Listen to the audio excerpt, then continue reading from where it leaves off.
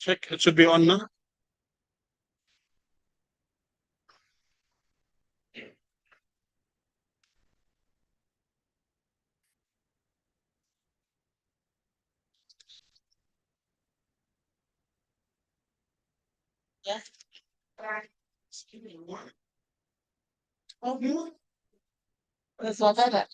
طبعا هتنخدع.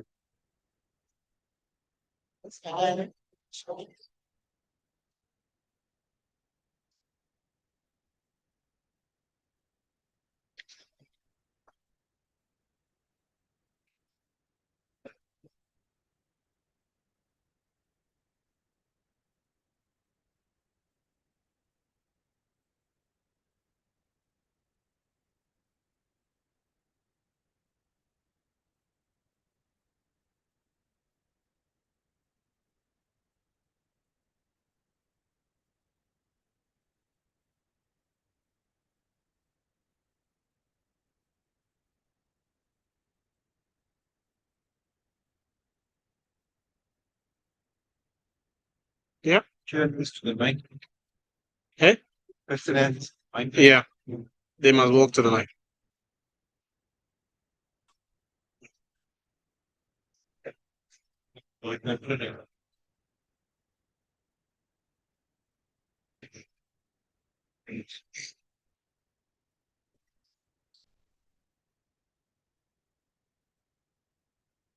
Okay.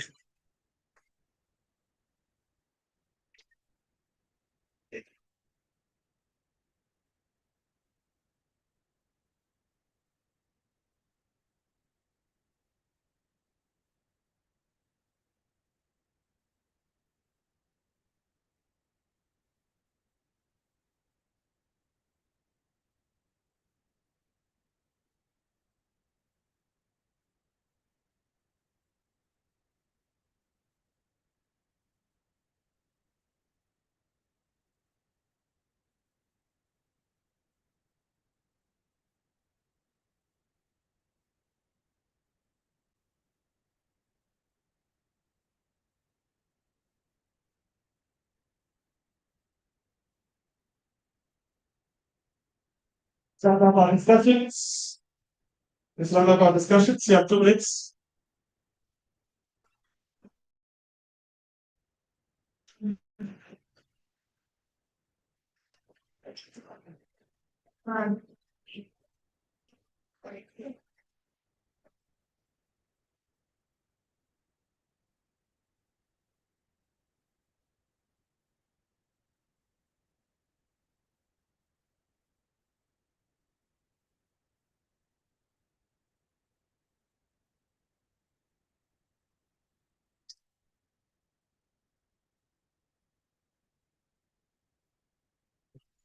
That one is finished. Just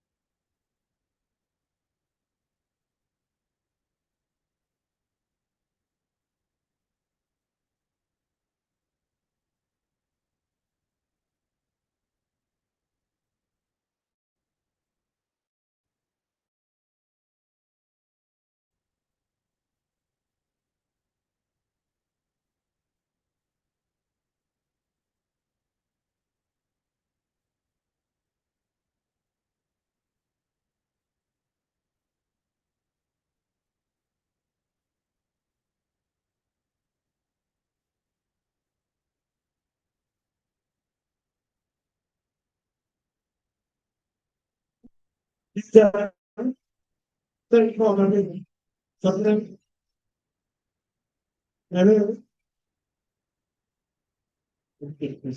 Okay, probably. Let's. Hey. See how we Come back. imagine MC in our platform. Eh? Let's do one again. One the day. All right, thank you very much. So I'm gonna take a few hands. Anyone else tell me some of the three priorities that you heard lately, which were interesting, innovative, and new. What was interesting, innovative, and new examples that you had? Or have we all sort of replied to the fact that we don't need innovation, we don't want something new, we just want to deliver our water and pick up our trash. So there are no new innovations, nothing is coming from your tables? Yes, ma'am. One, two, three. We'll take those three hands. Please go to the mics. There's one mic at the front, or whichever is closer to you. And then there's another one at the back. But of course, since you're here, this one is on. You just introduce yourselves and then tell us what are the three interesting things that you heard at your table that you'd like to share with us. Most of us, if you know these electricity, mind to these owns huge or on vibrate, be very important for that purposes. Good morning. My name is Alison Skuman. So for me, civil society. Alison Skuman from. Alison Skuman from the Bluff Ratepayers and Residents Association. I'm the chair. For me, I believe civil society needs to be strengthened with a more authoritative voice in the council.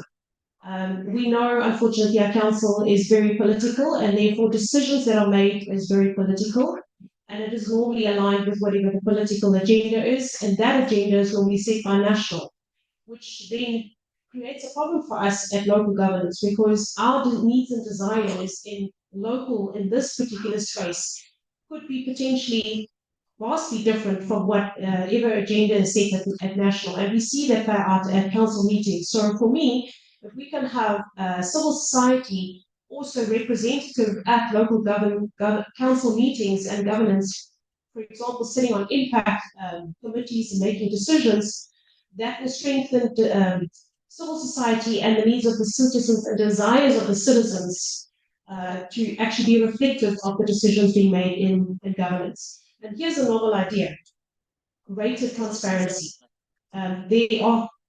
Transparency is completely absent at local governance. When we ask for documents, we are denied.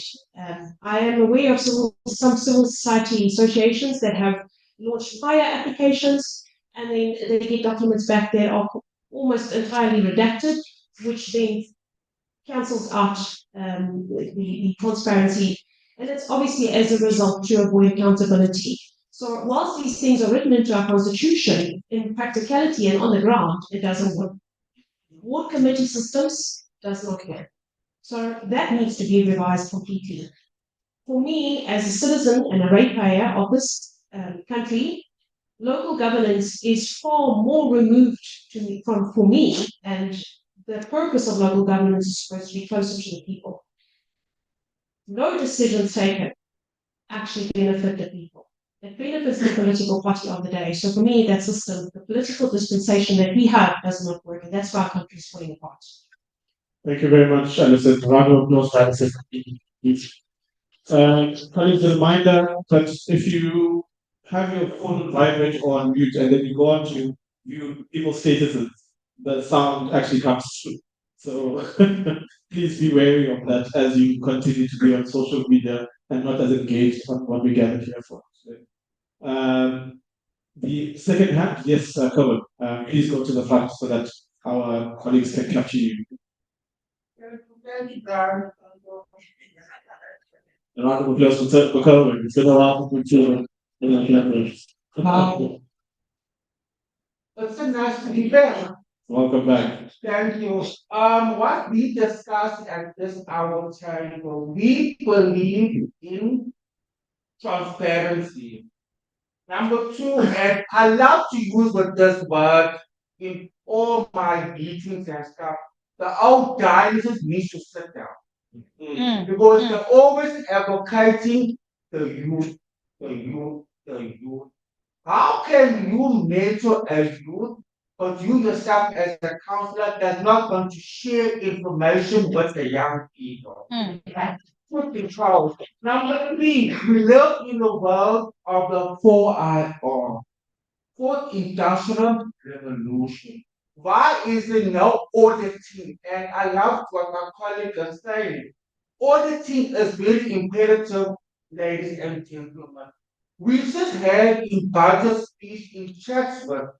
I disagree within that budget because we don't ever get told what is happening within councillors and within council.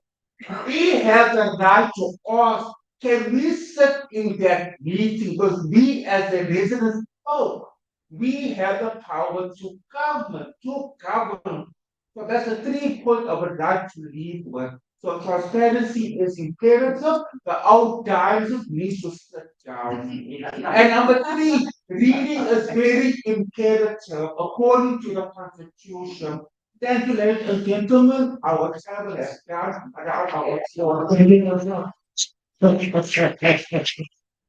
So apparently, reading is a constitutional imperative, colleagues. This will ensure that we are constantly kept abreast. An interesting thing: how many of you in the room knew about the passing of a budget?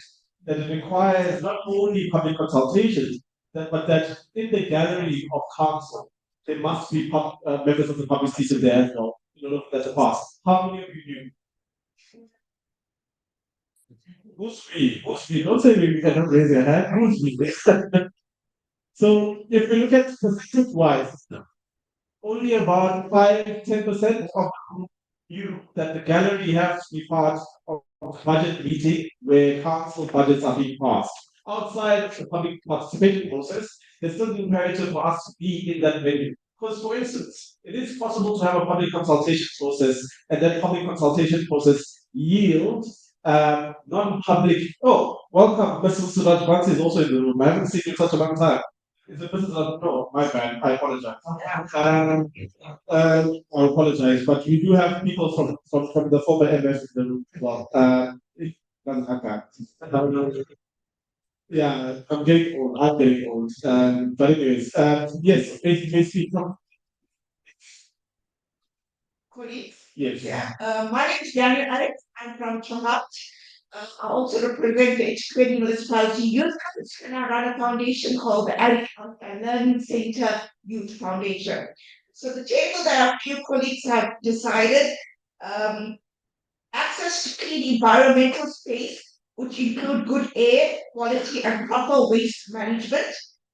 That's one. Two, access to water and basic needs within good sanitation services, including accessible healthcare facilities.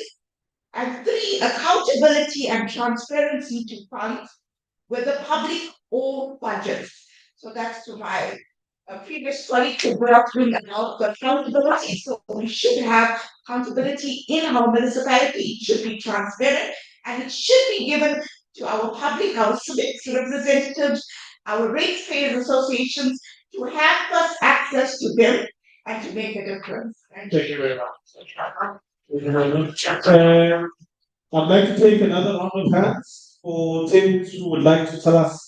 We have 1, 2, 3. Okay, starting out from Zane, go to the front, please, and let us know who you are, where you're from, and what are the 3 points that you think are innovative.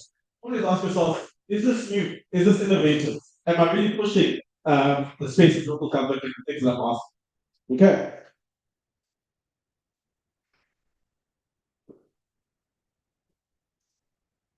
Good morning. How are you? I hope you are good. Well, my name is Begizenzo Mabaso. I live in Maran Hill area. I come from the organization called the Institute for Mental Liberation. Yeah, in that group, I'm going to communicate what we discussed today. Please bear with me. So one of the things that we did not discuss about the 3 priorities that has the MC has indicated. But the group felt that we faced the very same thing in our local areas, in our wards. where we convene as the community to discuss about our problems. The ward councillors, people who are able to move the ward around, they come address us and they leave without consulting us, which was demonstrable by the MEC. He came, spoke to us, but when we look at the agenda, it was written that he's going to engage with us. So what happened is that we face the very same challenges in our community. The person who's supposed to answer the questions that come from this meeting is not present. So we felt that it is, I think, so it is useless for us to discuss about the things that will only end up in our table without the responsible person having to answer. So that was our discussion. And thank you. Very important Ibizwamani caveat that our discussions need to be deposited somewhere. And we don't have a repository that has the ability and the capacity to action the things that we're asking for. Then we sometimes feel we feel used. We have a number of duties. Even when we think about things such as national dialogue, for instance, people feel that we create spaces for dialogue, we create spaces where line us up in one way or the other, but you're not available to hear the things that we come up with. And so the sincerity with which things like national dialogue should be approached with, we call it the now, you have to listen. So, and the things that the things with which we're going to be discussing ought to be deposited somewhere. And if we don't have a responsible counterbalance from the government today, it becomes challenging for us to continue to do so in a way that excites us because we don't know whether it's going to go to the right place or not.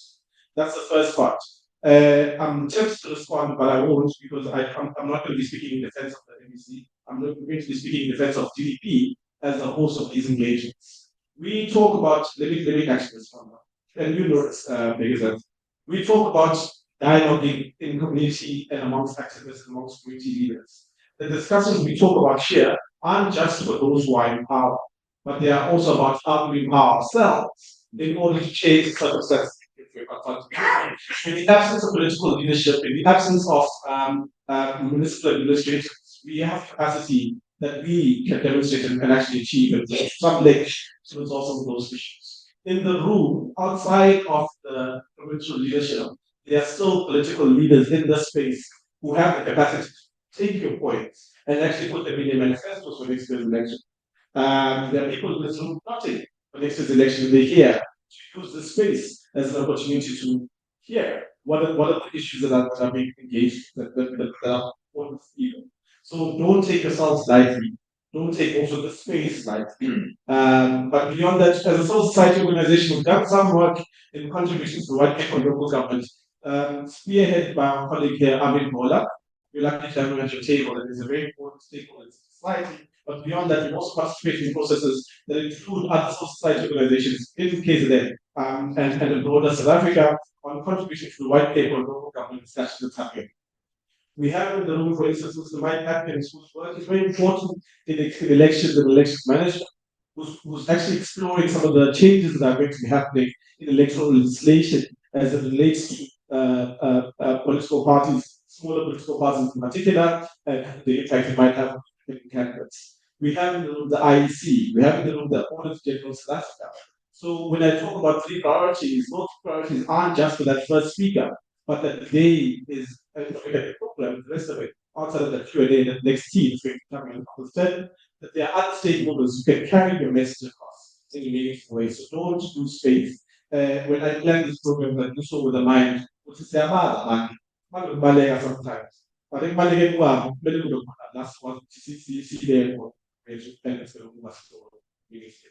thank you very much for allowing me that long diatribe.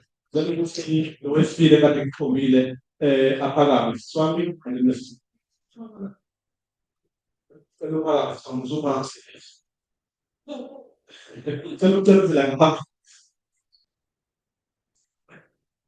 round of applause for me.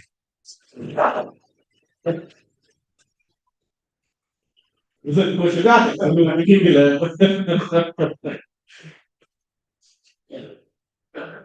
Yeah, everyone, my name is Kimberly Letele. I'm from Ed Installation and Training in Survivor in the System of Prostitution. So I'm here to represent survivors in the system. So in our group, we were discussing whether should I continue or not because it looked like the questions that we have must be directed straight to MBC. So what we discussed in our table is that MBC must come back and take accountability of the questions that we have because we need clarity. Thank What you. questions that you have? See, because as that what is like, what are the questions that you have talked? Okay, firstly, there was an issue of So that's that at least. okay, we were talking about the turnaround strategy that is happening, especially in water and sanitation, where there are areas, especially in South, Yeah. where there are areas that are installing water, but in North side they are still complaining that there is no water. Then we want to know why there is a project that is running in South, but there is no project that is running in North. And there's also an issue of electricity where there is people that are complaining that in their area it's been a month where there is no electricity. What's the area? If you don't mind me asking. Phoenix, no, is it Phoenix? So they haven't, that is, which area of Phoenix has there not been any power for? 2, 3 days, okay. So 2, 3 days in a week, there are consistent power outages in some areas of Phoenix. Okay. If it is big. So guys, the reason I'm asking this specific topic, it's important to name areas, important to name people if you need to make people accountable. When we talk about these things, we not just talk about the very Umbani kids are there, or public liaison officer is writing a report. This report will be sent to the right places as well. So make sure that you put yourself on record, so that we do something. Okay. Okay, since Mbali, you are writing. Is as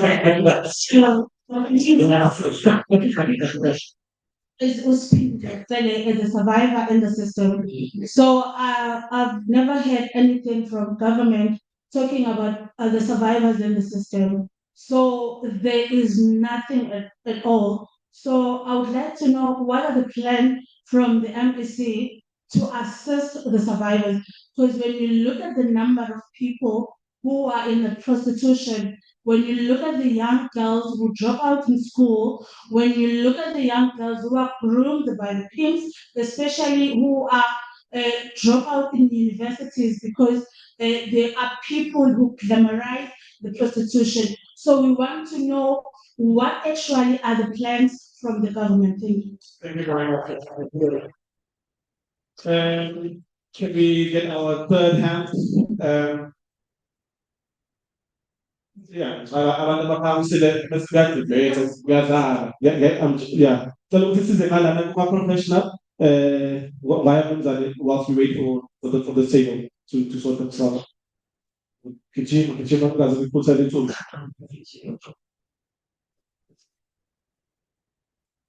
A round of applause. This is a constant rating. Should I say? Thank you very much, Jomane, for the opportunity. I'm actually representing that table.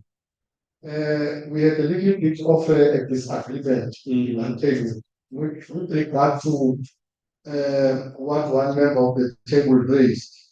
Perhaps as something that can contribute into what type of a functioning local government should be. He was then saying that we should dissolve parliament.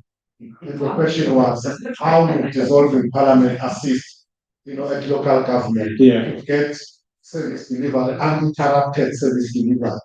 Because after all, every 5 years, we elect a new government. So if the problem is us who keep on retaining the very same people and hope for something new, So it's a debate for another day. What you are saying as that case is that we need to find a way of making our IDPs, which are integrated development plans from our areas, meaningful. Yeah. Right now, it's a tick box exercise because I can tell you now that most of the IDPs that the municipality of Ekurhuleni in particular is using is cut and paste. Yeah. That you are in my work, for instance, I discovered when I attended the budget hearing that for 3 consecutive years they were actually bringing one and the same IDP. Yeah. And I raised it to the mayor. The mayor said I was politicking. And I said, but how do you explain this thing? Because I was able to say when I was a member in the ward committee, which is also the committee saying that the ward committees are just a balance. Because not many of us participate, even if you want to participate, because the chairperson of the ward committee is the council who happens to belong to another party. He draws in members from that party. All that is discussed in that ward council is a party politics. So it's not really a ward committee, as designed in terms of the Municipal Systems Act. Yeah. So it's something that we really need to find a way. I agree, as I close, we agree that as civic society, we need to find a space to have a voice in councils. 100%. We need to find a space. Unfortunately, our constitution only talks about community participation. But at what level? Because when we participate here, we discover later on that the things that we say still gets passed by the powers that be. For instance, how all of us, I'm sure civil society will agree with that. We rejected the Ekurhuleni budget in Yes. all the budget hearings, We did. but Yeah. it came back the same. Thank you very much. Round of applause. That opposition parties also voted for, All right. Nothing political. I just want to say that. Simshayile izandla manje kuphela. Ngicela ukuthi urekhode sizakuyade. Simshayile izandla.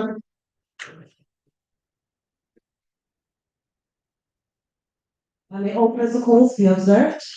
My name is Siwane Nizami. I am from the Singapore Foundation. We deal with the youth empowerment with people with disabilities as well as women and children. So the first point that we discussed is transparency, accountability, and community participation. Citizens must feel heard and involved in decision making. That is what strengthens democracy at the local level. Yeah. When people are part of the process, they mutate it. Accountability builds trust, and trust builds progress.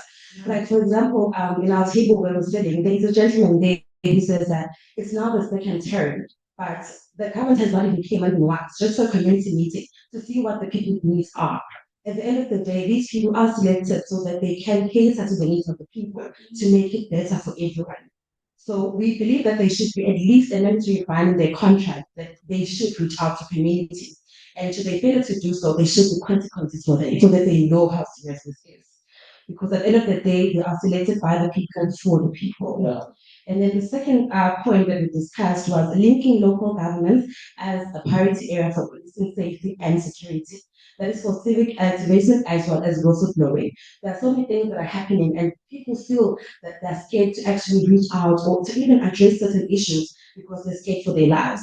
Like, how do you protect these people? If someone wants to come forward and talk about something that is not right, is that person going to be protected?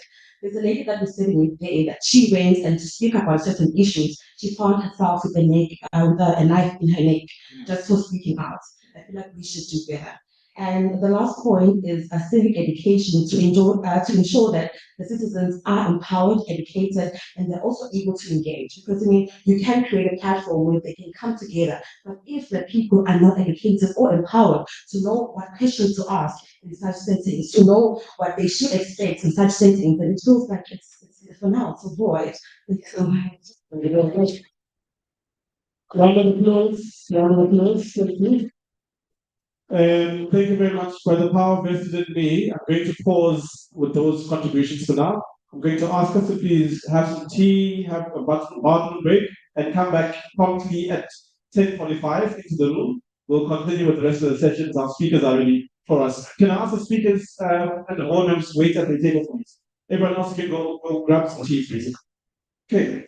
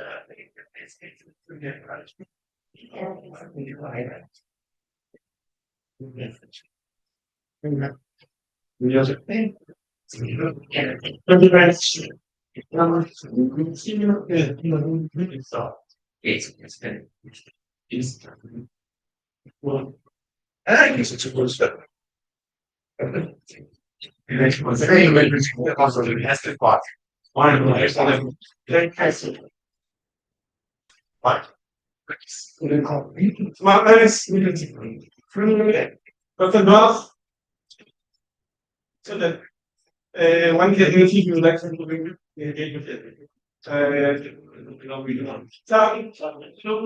Shoot around it. Yeah. Steady. You're the other way.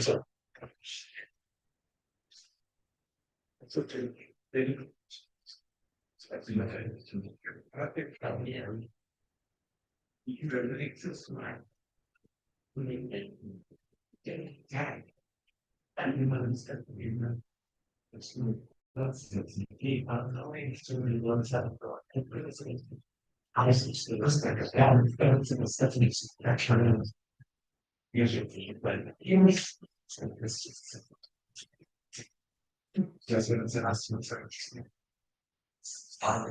Social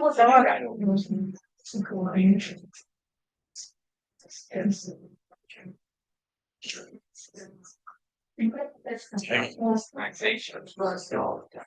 Yes. What that's going be plastic project, so as the number system, so we were you are okay. Also, in seven so we make one thing on the loss, so making like what I said. Yeah, for sure. Yeah. Colleagues. After them, you're bringing. Yeah, yeah. And kids on TV. Shh.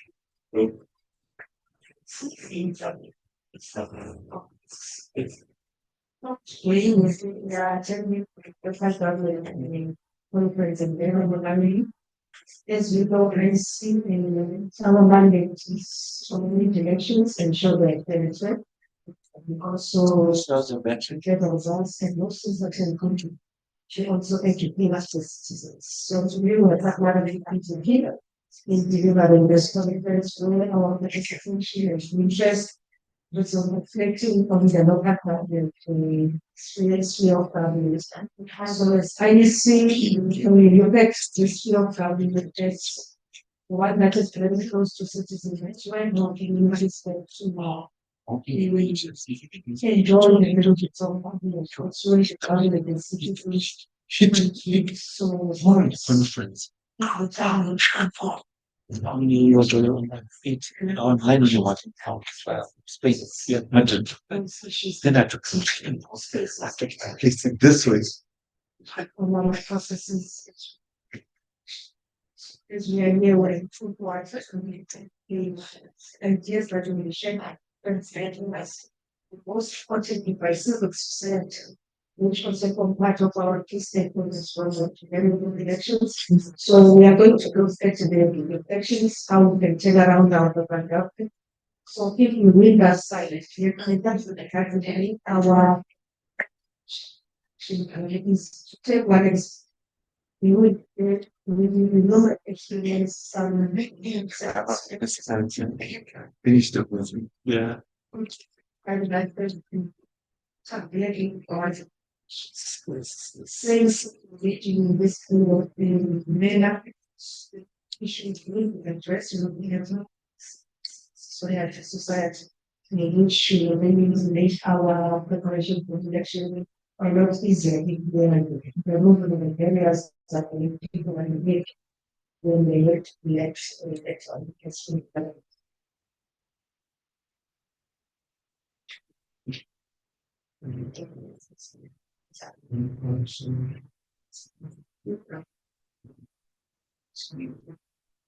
Thank you very much for this opportunity. Event. I'm here as part of the DDP from the University of KwaZulu-Natal in the School of Social Science. This is a specialist in local government. Part of being here is to enter into a journey, especially in reclaiming the space which civil society, academic institutions, various organizations as well. And this is very much important because democracy is able to be led through partnering with various institutions, government important. As you will know, that the civil society is championing how democracy can be democratized in our country. And local government is one of the institutions which is very key and very important in terms of making sure that various challenges which we are facing as our municipalities at this current stage, some of those challenges are being addressed. As we will know that local government is facing a very challenge.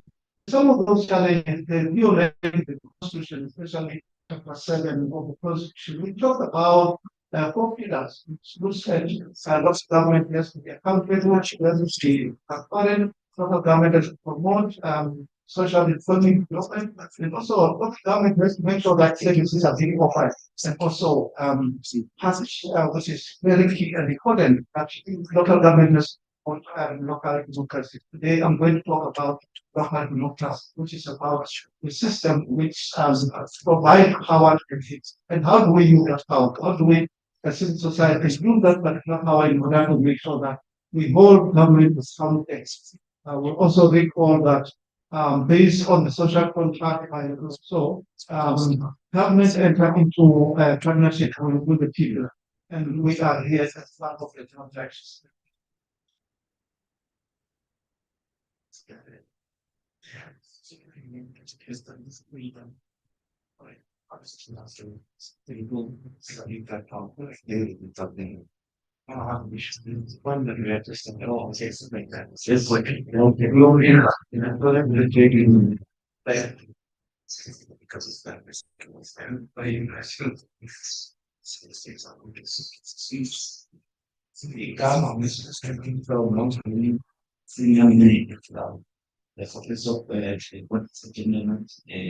One of our key ambitions is the Office of Legal General.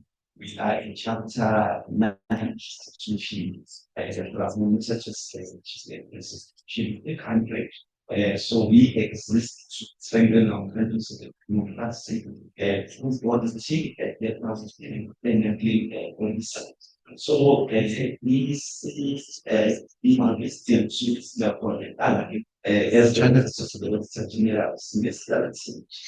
strategy says we don't have to see we had a chance already here and we had to say that as providers are inside words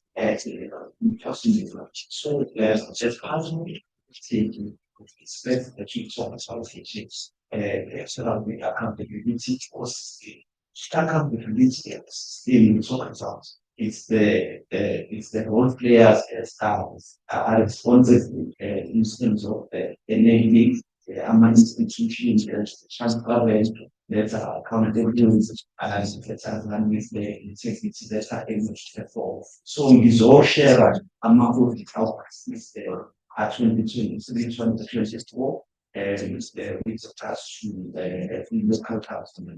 So this is one activities in other activity environment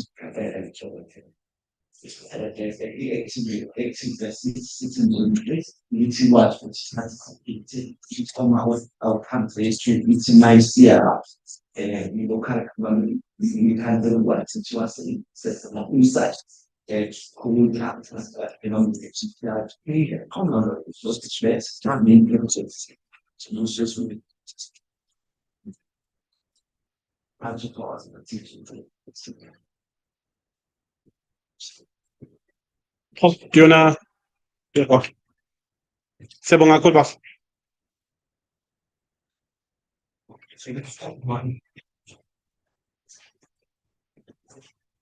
So, I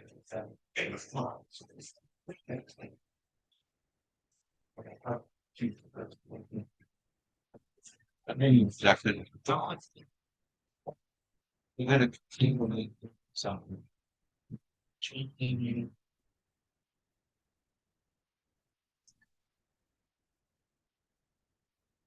Really things.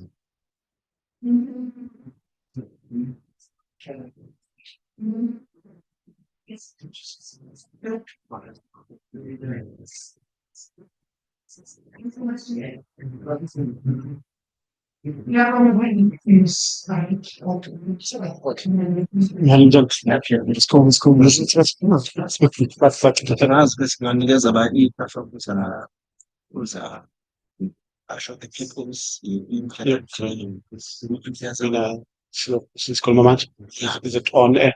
It's for financial or for the policy and for straightforward. It's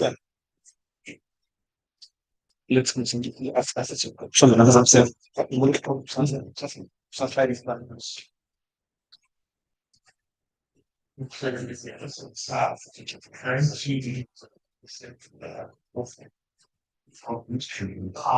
I don't know.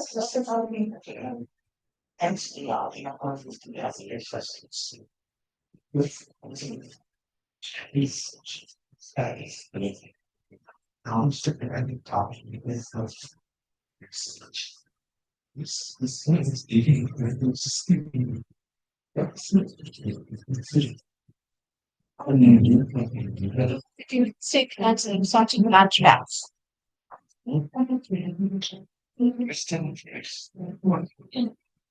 Tell me, just choose toast to something. Huh? Okay. So, okay. Three. No, I'm starting with omelets because omelets they tell me it's check. So it's four. Okay. How you understand? But you got the day. Good. You don't know you ever say that you could have good. Amanda lives with you. So now we're talking and then brings it to short. Julian. Just I just turned it on 18 state. So yeah, college the next this is very different because now I can I need to make what I because what's going to be in a unique last meeting is telling him to put something in the home and to my things you know that's it's a Tuesday. It's on Tuesday. Oh, it's it was gonna go with this. Never.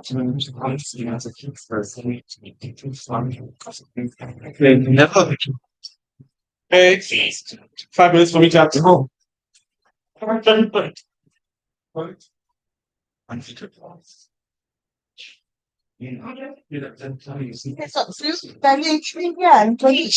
Yes, just send the link. What link?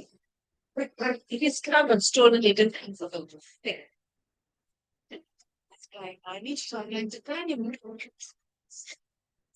Come on. Yes. Sounds very very Different. Exciting. I thought if we should do nothing, we have more research to do some pattern. Research also in notes when the MC can we want to get given sign off. So next one end of the second story. She sat down tell when you this English officer. How could ask you this one to use so yeah, the dream that's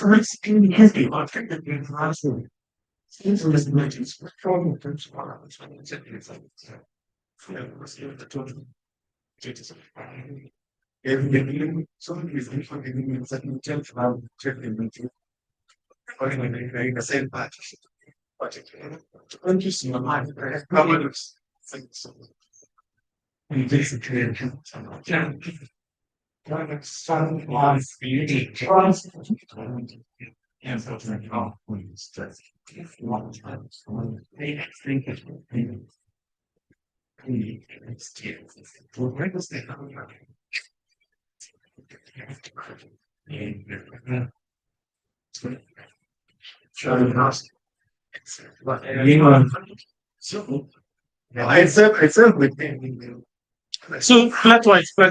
Yeah. Okay. But he's a child. It's not so. It's fire. It's right.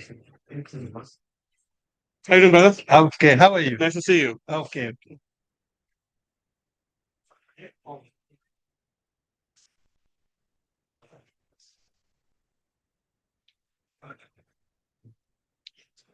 These are never perfect. You have that. What's your really good? So it's far from here. Thank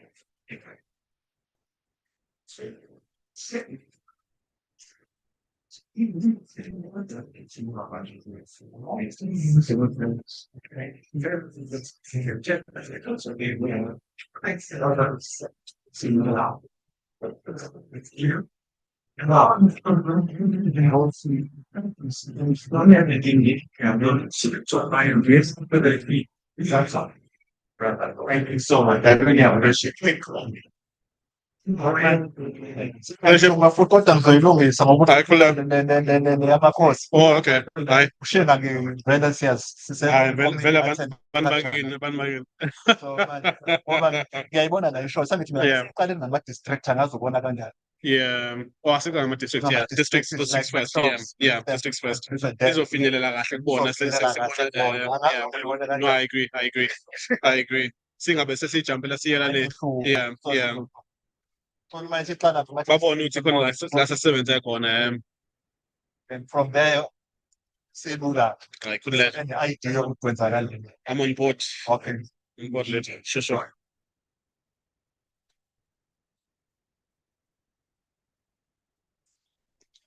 This here, about some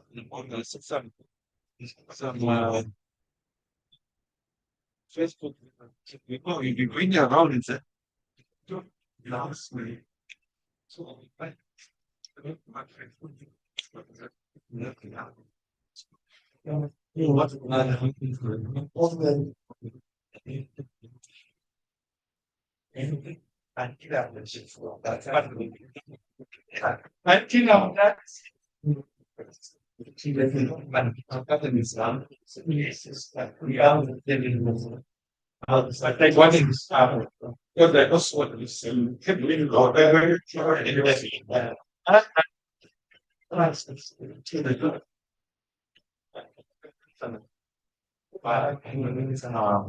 it's making I want to provide any money accountability about thought. This it's just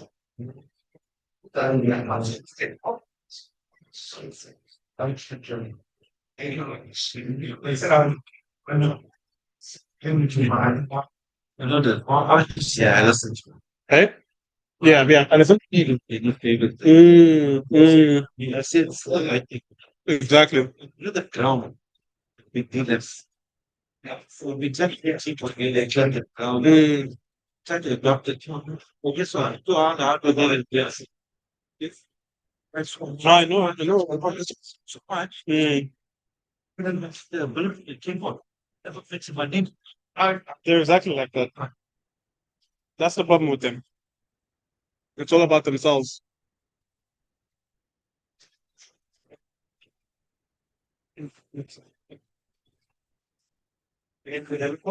Yeah. So that is the We're going to start back, settling into our seats. Let's take a minute of the program. Let's all come back and get into our seats.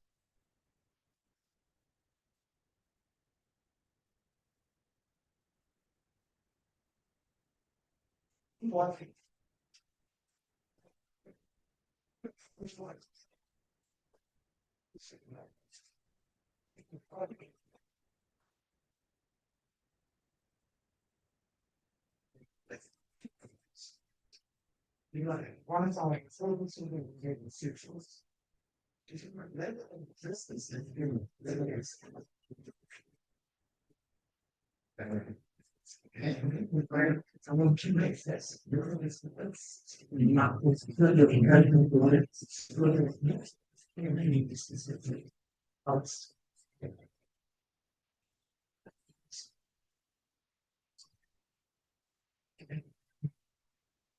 All right.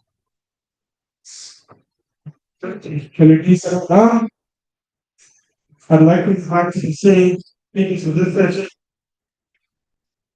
The supplement that we I haven't heard more trade with the and just thinking about that very easy.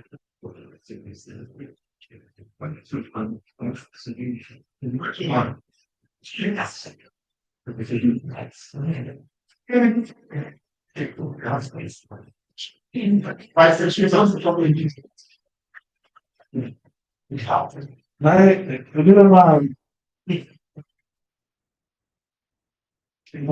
all day.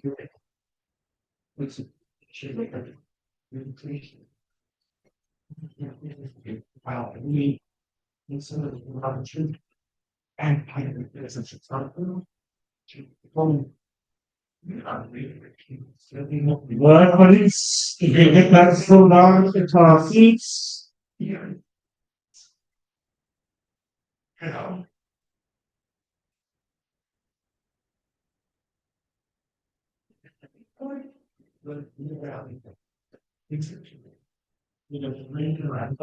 So for the session two, we're looking at reflections of local democracy and economy. And of course, we have two very key institutions that are going to be engaged with us on this particular aspect. And we include in these institutions the Auditor General of South Africa, and we know that office is responsible for it seems like municipality is only audit when the Auditor General is in the office. The municipal auditors don't do as much of the work. They rely on the Auditor General to come through and do a bulk of the work. And so we want to hear from them what are the outcomes from the Municipal Finance Management Act audits that they were conducting. What are the key recommendations? Where does KZN sit in terms of its compliance and non-compliance? And of course, sort of a broader, more philosophical question about should we be chasing clean audits in instances when those clean audits don't necessarily amount to meaningful impact in our communities? Because some political parties will say where they govern, they do well. But then there's a contrasting picture of certain areas in those spaces that don't necessarily reflect the quality of life that other areas do. And so we need to ask ourselves continuously, how do we balance these two things? And of course, we have the Independent Electoral Commission. And the Independent Electoral Commission, specifically as it relates to the local government elections. Firstly, before you raise your hands about demarcations, they are not the ones who are responsible for that. They do not engage in demarcation. The demarcation board is going to be conducting a public participation process that ensures that demarcations are adequately communicated to the various stakeholders.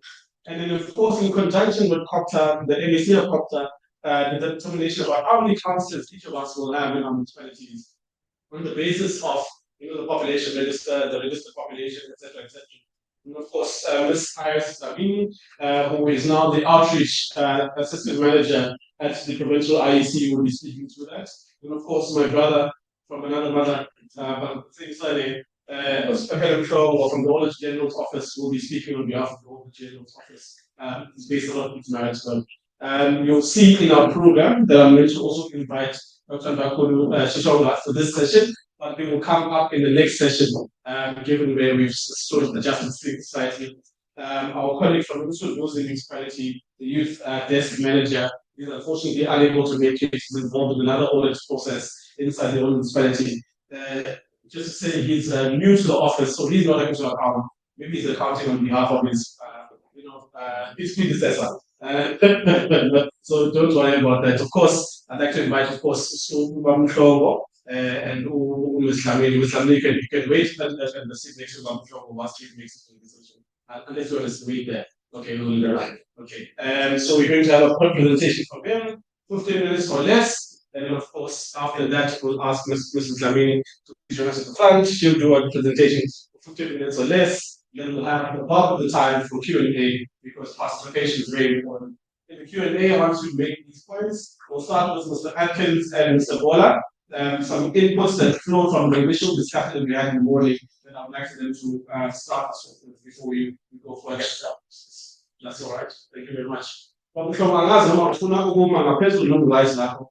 Right, nje mazobe i-presentation. Manje ngiyabona ukuthi ngizomeqile kwakho bese kuthiwa ngivule ngiyabona. Of course, let me do that.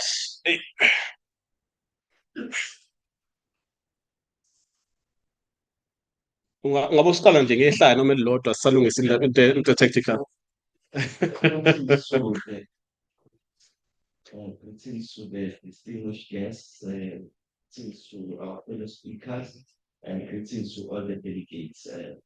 I greet you, I bring greetings from Ms. Melanie Tisha, who's our business unit leader in the KZN Office of the General Office. I bring greetings from Ms. Sakani, who's the Auditor General. Hassan, thank you for the opportunity of being invited to such a prestigious event just to share our outcomes of the KZN province of the local government for the past financial year, which is 2023-2024, because 2025-2026 is still being audited.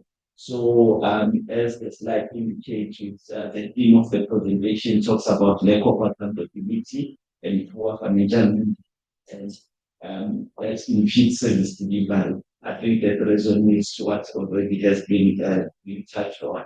And we have our mission and our vision. So we indicate that as the Office of the Auditor General, we are chapter 9 institution. We have the constitutional mandate. And as the audit institution of South Africa, we exist to strengthen our country's democracy by enabling oversight, accountability, and governance in the public sector through auditing, thereby building public confidence. Our vision, we want to be recognized by all our stakeholders as a relevant and supreme audit institution that enhances public sector accountability. So that is our value proposition. Then looking at this slide, we talk about looking at the historical audit outcomes from the last previous administration to 2023-2024 financial year. So we indicate that there is some improvement in the audit outcomes since the last year of the previous administration, but there's limited movement in the outcomes when compared to the previous year. So in the population of 55 auditees that we looked at, we see that on the green color, we actually, out of the 55 auditees, there's some slight improvement from the 2022-2023 financial year where there were only 4 clean audits, and now in 2023-2024 we have 7 clean audits. So there's a slight improvement. So what does now this mean in terms of when we look at what are we saying when we talk about a clean audit? We audit and report on 3 areas that we include in our audit report. That's the credibility of the financial statements. Are they reported in an accurate manner? We look at the performance information, which is on non-financial information, the performance targets that have been set, and the actual reported achievements against those planned targets, which is your annual performance report. That's a second area that we look at. Then the third area that we report on is compliance with laws and regulations. Obviously, our reporting is not an absolute assurance. It's a reasonable type of assurance because we do not look at everything. We audit on a sample basis and we do not scope in everything. So if you find that in these areas that we looked at, we did not identify material issues, then the auditors then will get a clean audit report. Meaning, it does not mean that there were no findings, but the findings that we identified were not material to be reported in the audit report. So just to also touch on the question of a clean audit and service delivery. A clean audit, you are right that it does not necessarily mean that there is service delivery.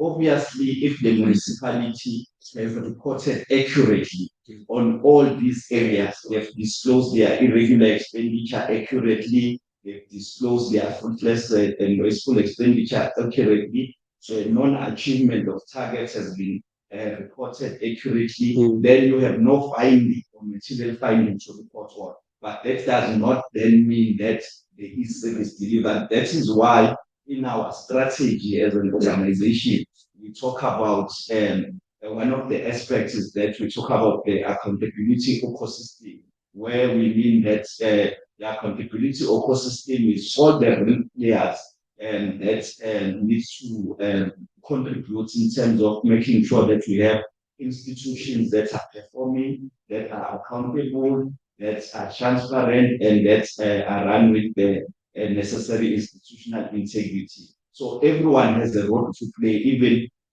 this forum, we talk about active citizenry. So that is where our insights, we talk about, we want to sustainably and efficiently shift the public sector culture through our insights. Our insights we get from our auditing and influence. And we want to influence you or provide our insights to you so that you can then be able to hold the necessary stakeholders in the accountability ecosystem to ensure that there is service delivery. So that's the aspects then on the audit outcomes in terms of unqualified with no findings, which is a clean audit. We see that a lot of municipalities are still sitting in the space of unqualified finding, meaning that the financial statements also there were no material statements we identified, but there were issues, material issues that we did identify on performance information and also with compliance with laws and regulations. And also then we have adverse qualified opinion.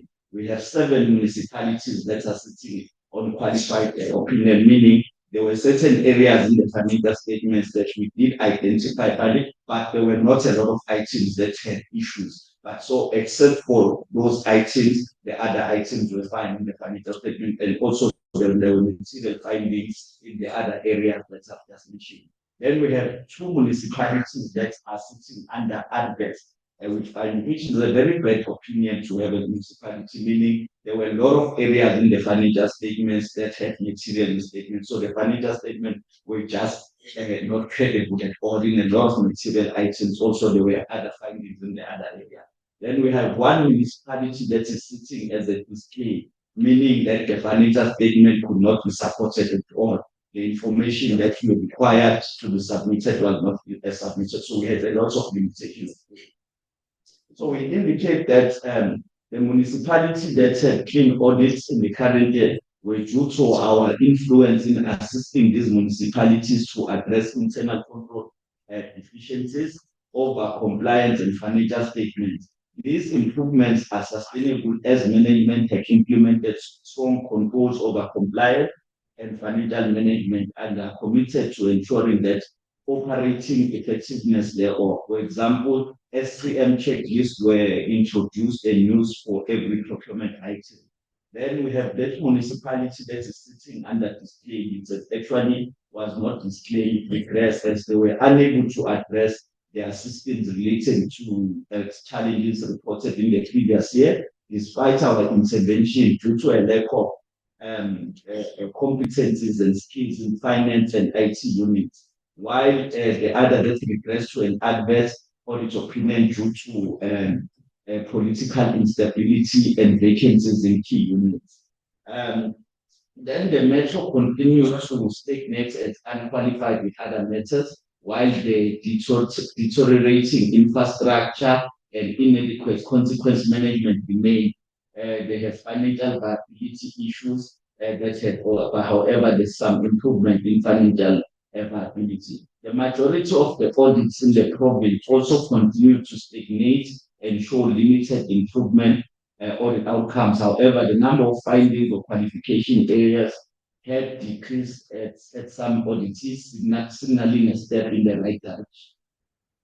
Then this slide just continues from the previous slide, which shows the municipalities was actually improved and unchanged audit outcome, those who regressed and those that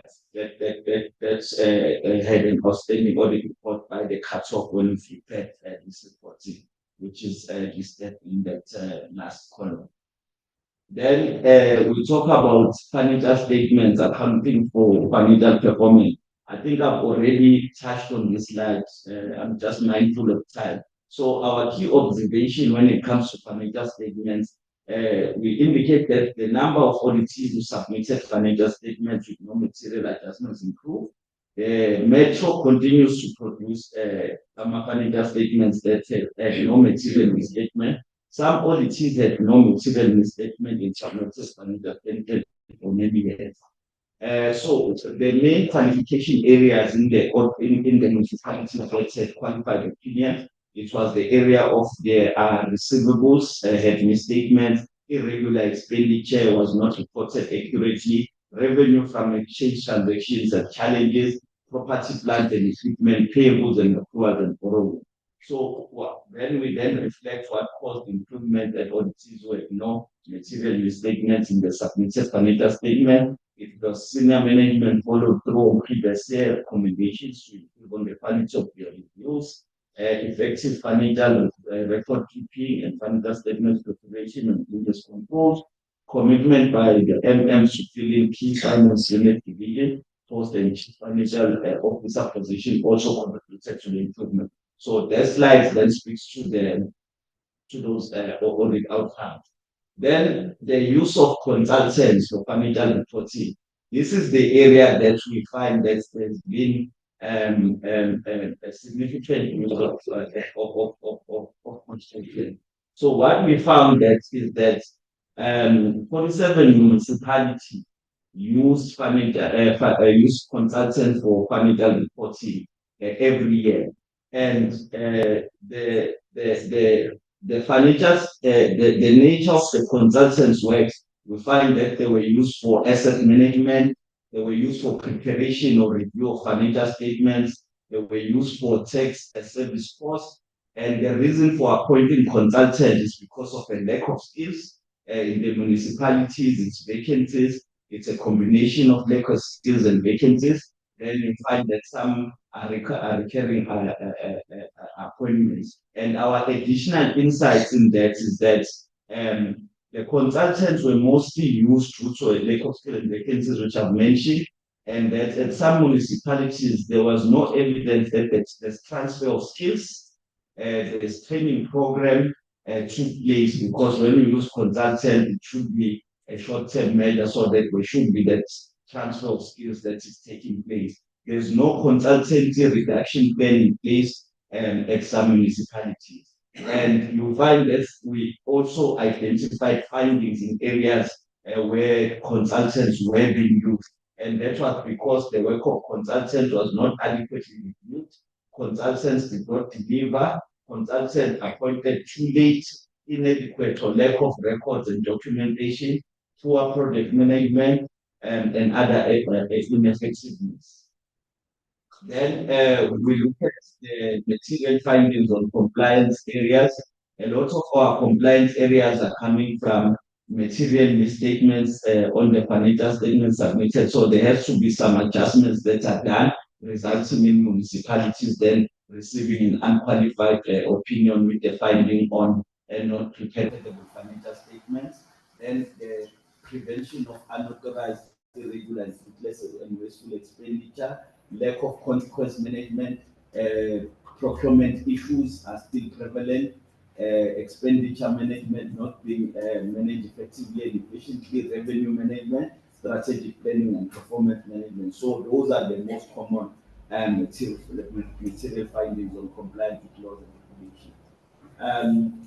Again, this slide speaks to it's just a continuation of the compliance matters in terms of not investigating instances that needs to be investigated. It was resulting in a lack of consequence management. Then performance planning and reporting for service delivery, which is your annual performance report that I spoke to. Our key observation there is that the quality of performance report before and after the audit has slightly declined from the prior year. 17 municipalities avoided material finding only by correcting misstatements during the audit. Not all performance targets were met despite most of the budget being spent. So this area then speaks to sometimes why there will be a lack of service delivery, because if you are not meeting your target and your budget has been fully spent, then you are not able then to deliver on what you had set out to deliver when you were planning. But then it means also that the budget or the money was used on something else. Then we speak about the root causes of the findings. There's a lack of understanding of performance management framework. It has led to poorly defined and irrelevant performance indicators and targets that were included in the performance planning documents. Insufficient oversight exercised by management to ensure that indicators were properly defined and related targets were measurable. Adequate processes were not established to consistently measure and reliably report on key performance indicators. Lack of reviews and reconciliations between the underlying records and reported achievements, resulting in the reported achievements not being credited.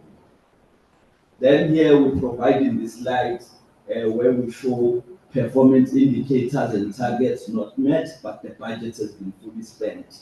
And then we indicate that despite spending majority of the budget, key service delivery targets were not achieved. At the metro, an improvement has been noted on the percentage targets achieved in the current performance period, but there's the non-correlation of targets achieved and budget spent remains a concern as fiscal pressures require a more efficient approach to service delivery.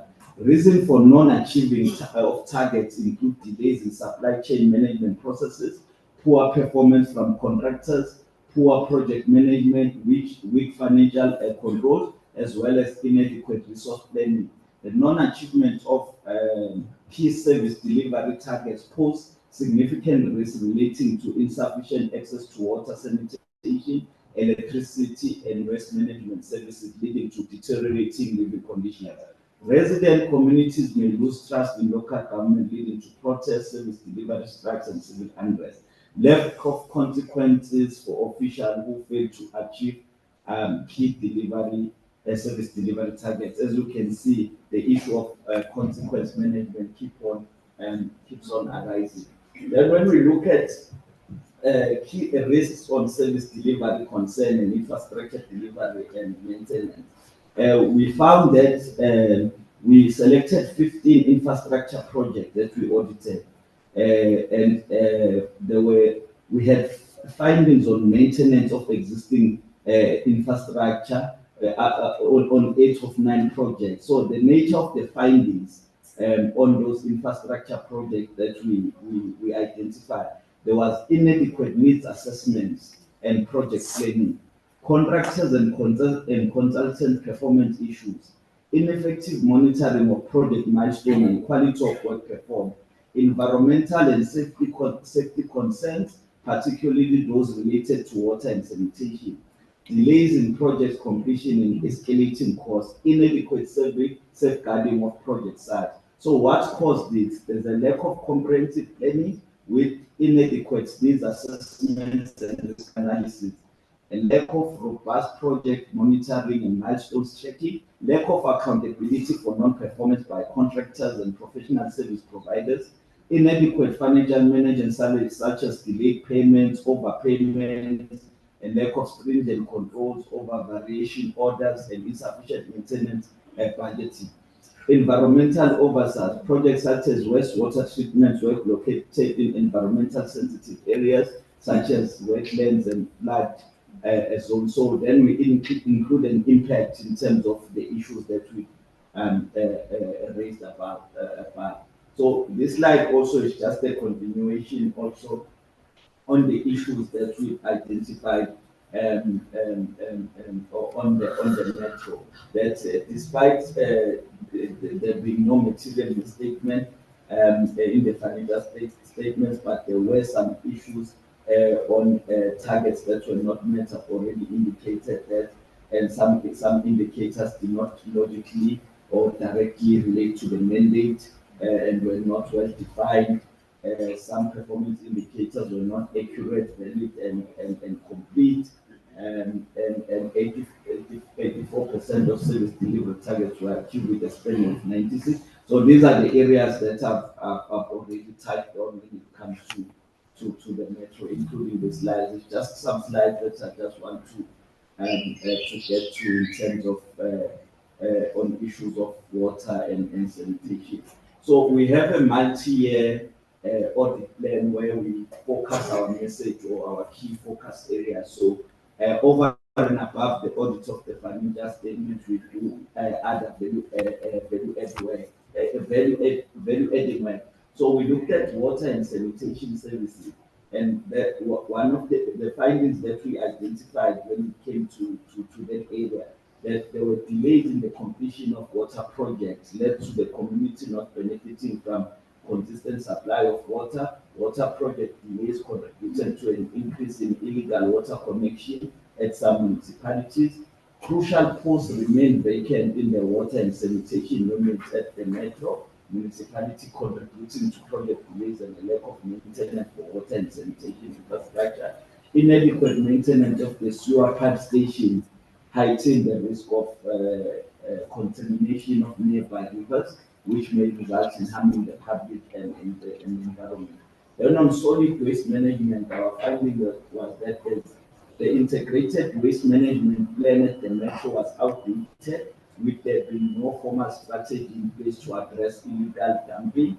Landfill sites across the metro were fairly managed, with there being some maintenance issues such as the fire safety equipment was not available or serviced as required. The landfill site issue at Msunduzi, which was raised as a material irregularity previously, was still in the process of being rehabilitated.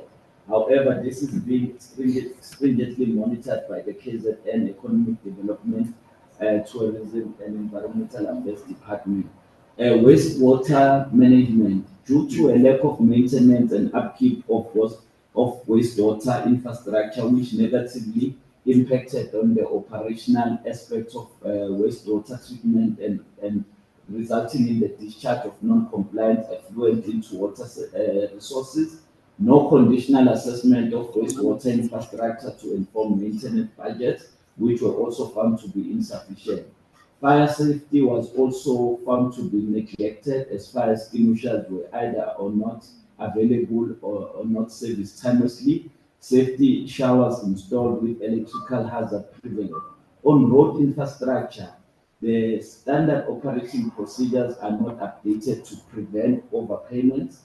There were delays in connecting traffic lights on newly constructed roads and some quality defects on the bridges, such as honeycombing, exposed reinforcement. There are no conditional assessment for road infrastructure, poor maintenance of roads, and lack of a coordinated plan by the respective unit to address the road's upkeep and ensure its lifespan. Significant delays in project, which resulted in a number of extensions of time, thereby escalating the cost by more than 1 million. Human settlements, projects audited have faced significant delays and poor management, resulting in increased costs, non-compliance with regulations, and inadequate housing conditions for beneficiaries. There's a critical need for improved oversight, better implementation of recommendation, and the focus of addressing the living conditions of those depending on those on these projects. Then we continue, we speak about fiscal pressure and a lot of municipalities. As a lot of municipalities are struggling with financial availability, electricity issues, IT issues, human resource, and also indigence.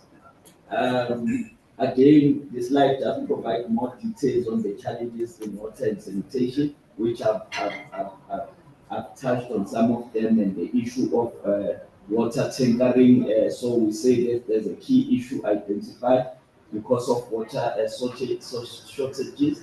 This was due to frequent bursts resulting from aging infrastructure, and areas in the north and south region received intermittent water supply for longer periods. This resulted in excessive reliance on outsourced water tankering services. Then we include the root causes and the impact. I will request that you share the slides just for details. Sure thing, sure thing. Quite details. I'm just trying to summarize.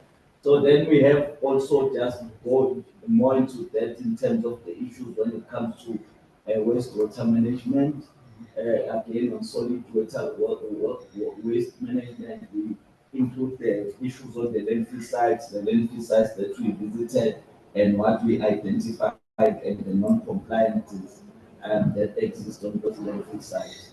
Then we speak about the role of coordinating ministries as part of their accountability ecosystem on what we need them to do to play a part in ensuring that all these issues are addressed.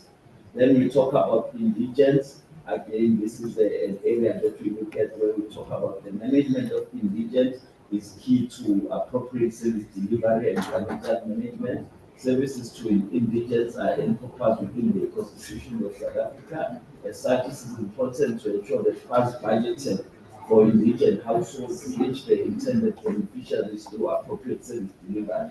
Mismanagement of indigents can financially cripple municipalities and service delivery, while proper management of indigents will assist municipalities with financial help. So there's a lot of issues that we found on indigents. We found that services were being provided to, the money was being spent on deceased indigents, and services provided to beneficiaries with invalid ID numbers.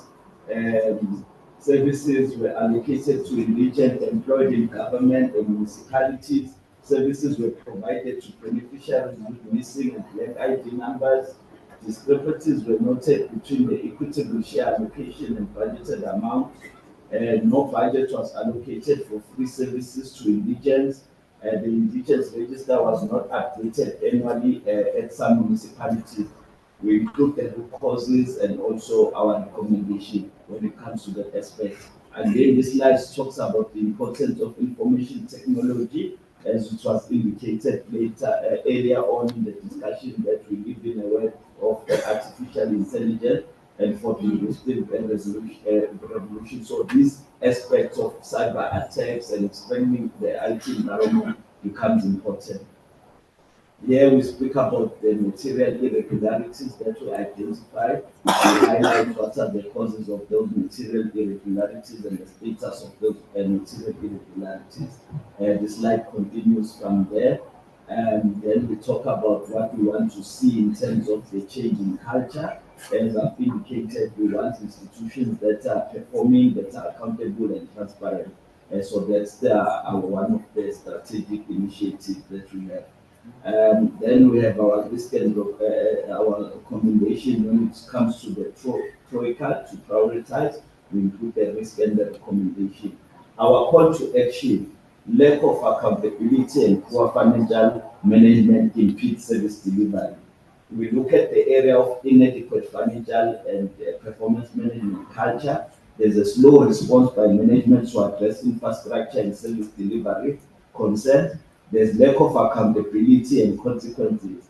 So our recommendation and call to action: municipal managers must cultivate a strong financial and performance management culture that includes the diligent collection of all revenue, all responsible spending, and the prompt prevention and recovery of financial losses and waste, all aimed at enhancing service delivery.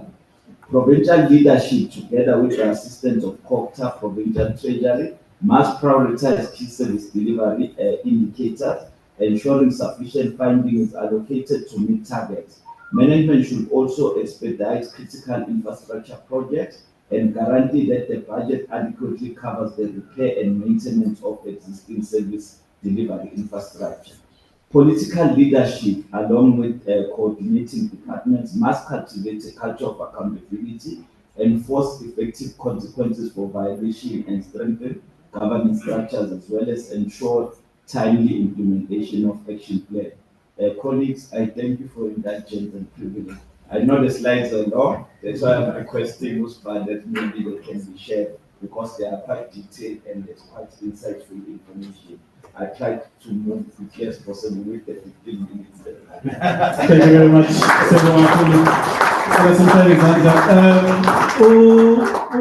Umhlobo njengokwanazi doesn't drink water just from anywhere, guys.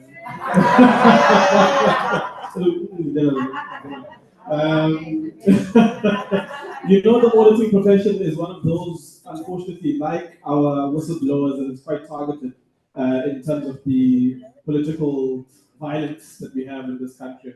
So it's important that we protect you, we value your work, and we value your contributions. Of course, as you mentioned, I will be sending through not me personally, but Star, will be sending through the PowerPoint at the end of this intervention. So passing the buck is what I'm doing at the moment.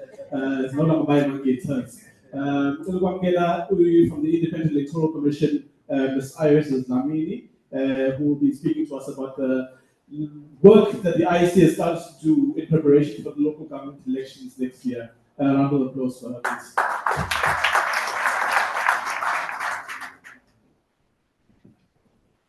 Auntie, I say the task of bringing me water and just got it. Greetings to everyone, and allow me to observe the protocol that was established this morning. In the interest of time, I could see that the timekeeper is very, very strict when it comes to time. And like my previous speaker, I must indicate that Mrs. Masina, who is our provincial electoral officer, was looking forward to participating in today's session, but unfortunately she had to attend another election in Daba, in Northwest, that is framing up most of our preparations for the 2026 local government election. So briefly, we are tasked with giving our own reflections in terms of the local democracy in South Africa. So we are going to do just that. But when we start, we would like to briefly indicate what we are going to do. These are the things that we will briefly look at in the 15 minutes that is allocated to us.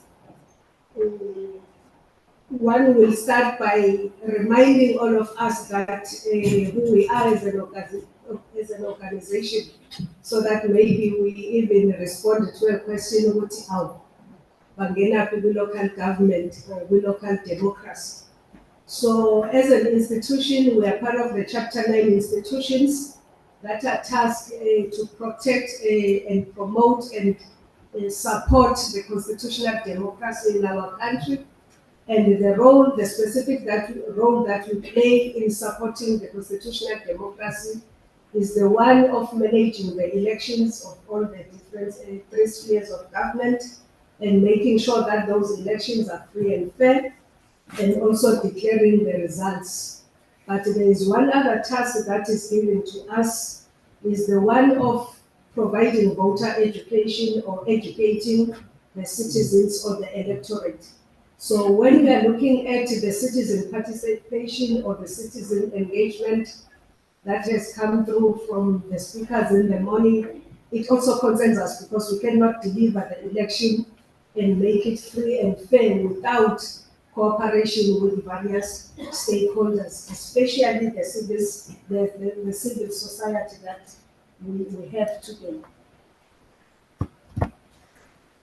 And DDP played a very crucial role in coordinating the different groupings of civil society organizations in the province. So for us, when we look at the local democracy, we look at it as a foundation of citizen participation as well as accountability. This is the practical expression of democracy that is very close to communities.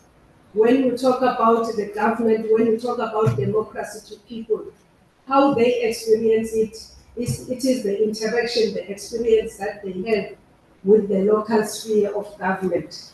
And it allows them to elect the accountable local leaders. You remember that during our local government election, we have this one ballot paper that is called the ward ballot that allows us as citizens to elect a ward councillor.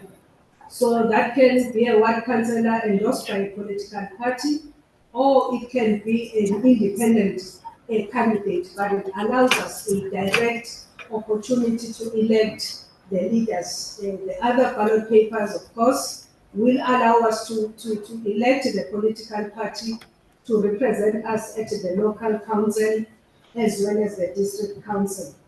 And for us, again, the local democracy allows the communities to also influence the decisions in their daily lives. Since this morning, we have had the different experiences by the speakers as to how this opportunity is given to citizens of influencing the decisions, even the passing of the budget, where we have heard that the citizens are allowed to be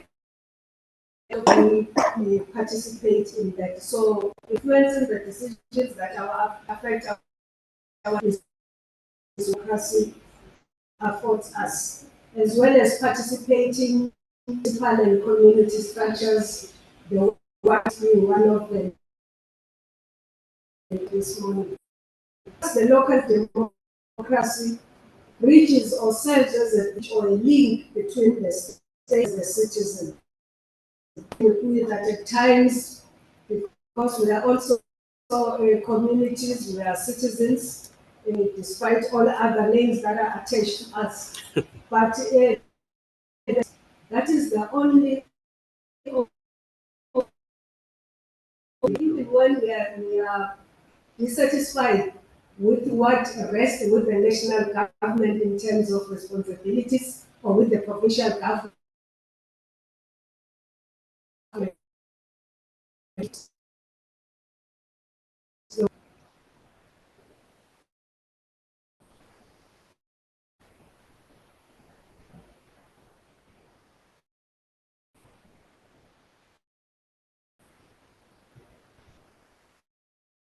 When we are looking at the topic that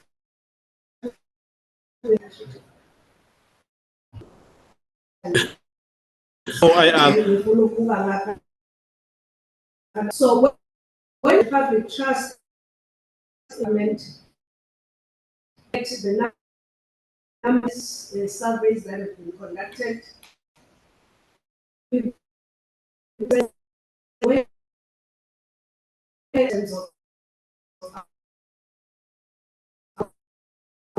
that would Human Sciences Research Council and parties are done during the election.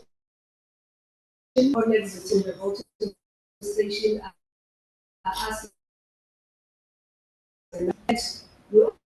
All Department of Evaluation has also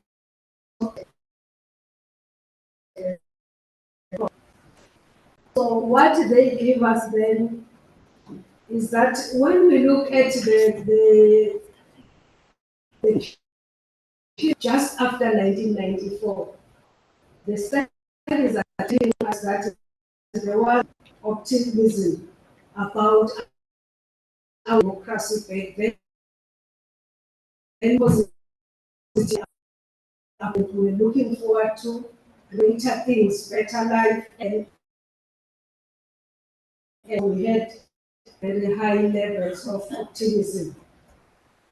The P10 to date and decline when we are looking at those studies. Continuously going down when people who are these studies. So this perception, most of these things are articulated through the service delivery protest that we see, and we will agree that they increase towards the realization time.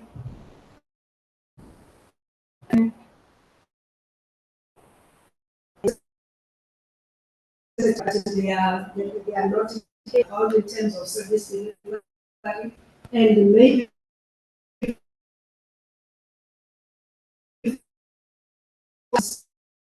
to listen to them.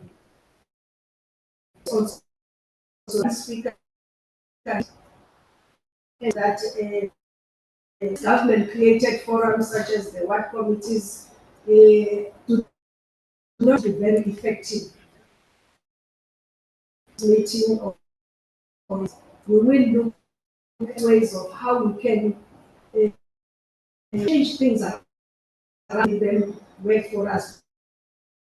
How they were conceptualized. They were supposed to communities are able to interact and be able to streamline and forward the issues to the municipality. But if the studies are saying there is a shift, this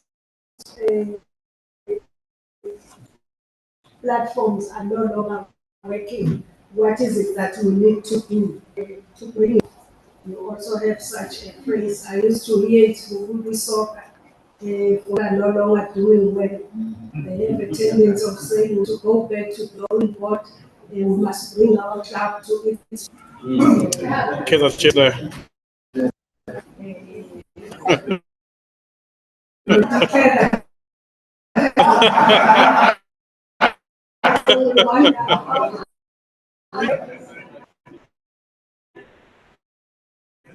So, will not like my colleague here from to say a lot of things around a lot of things, but as simple as there are elections and the commission as that elections and the constitution is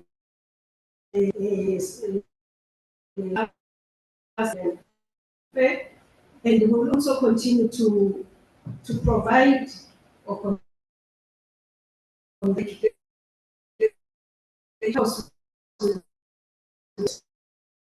to engage stakeholders and other stakeholders to promote the participation. For participation, because we are saying people must register to vote,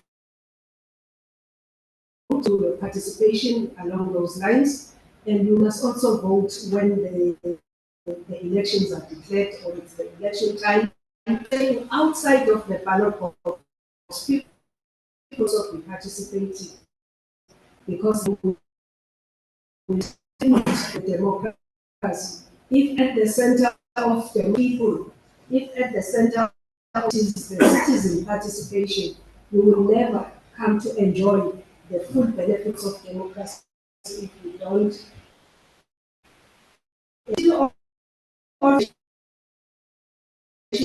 In our processes, we have various initiatives that our young people we apply voter registration, which was trying to stand on those skills and end. And currently in our country, the opportunity or the feasibility of the e-voting. So we are looking at to respond to young people and ensure that also these other groups that we are looking at, persons with disability, etc.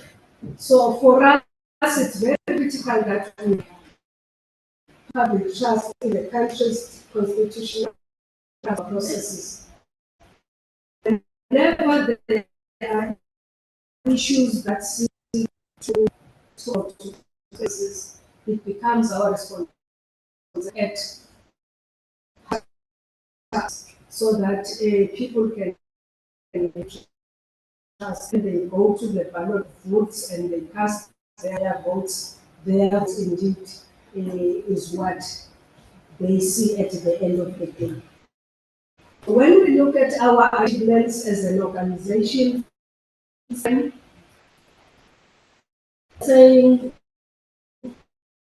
that delivering the consistent, credible municipal government election or has been set aside. Looking at the ever increasing registration figures, with every election we normally have 2 registration weekends, and in between we also have registration drives, so that gives us an in registered voters in our voters roll. And we are always responsibility to ensure that from the station vote, from ensuring that the disabled sector, when they come to our voters, we provide what we ballot template that enables them to vote. But their vote is basic. So we are looking at our strength education programs. And establish, if I can, that is our permanent staff is running the outreach programs in our districts and local offices, though it is not at the level that we want. How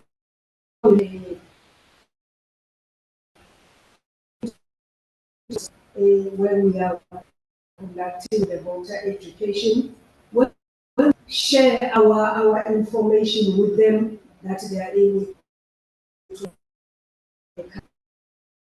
cascade to others. Those and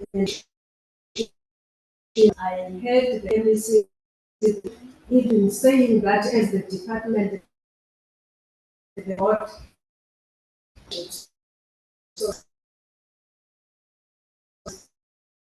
so it's just we have an ever increasing number of voters with every election. If we look at the local government, 2,000 million voters roll, but when we look at the previous local government,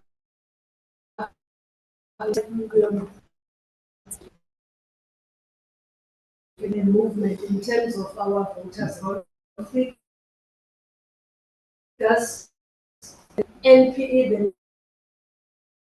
when we move from the NPE to the numbers, and we had over 5 million in our voters roll. But when we look at the voter turnout, while the issue of participation remains a concern for all of us. If you look at the national and provincial election 2000, we got a 73.51%, and for election was 62%. And then when we government, which is our topic for today, you can see that how behaving local government SPE also requires some attention. A higher turnout for our local election. So we need to revisit that area to see. It gives us the council, the municipal council, exposed to the local democracy or local sphere of government that is close to us. Similar effort or energy when we are voting and provincial if the 2020 we had just 48% to look at that and how could be the causes. Maybe what could be the causes is what we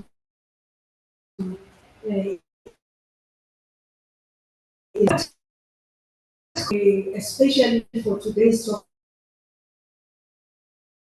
democracy, local government, and its performance, how it tends to impact on our own processes as I see. Firstly, we look at that intersection of poor logistical assistance. For us as IC, we don't have voting stations. When you see us using schools, using churches, community halls, crèches, and those are structures that do not belong to us as the commission, but they belong to various levels. A part of belong to government in community halls. And if out of what has presented here, if this government not delivering as expected or impacted in one way, the poor maintenance of these structures are used as our vote.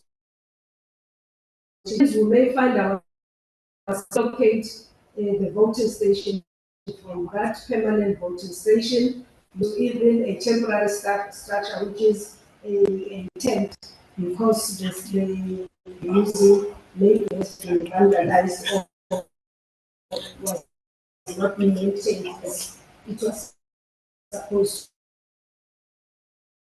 to. And trust that delivers functions properly, deliver expected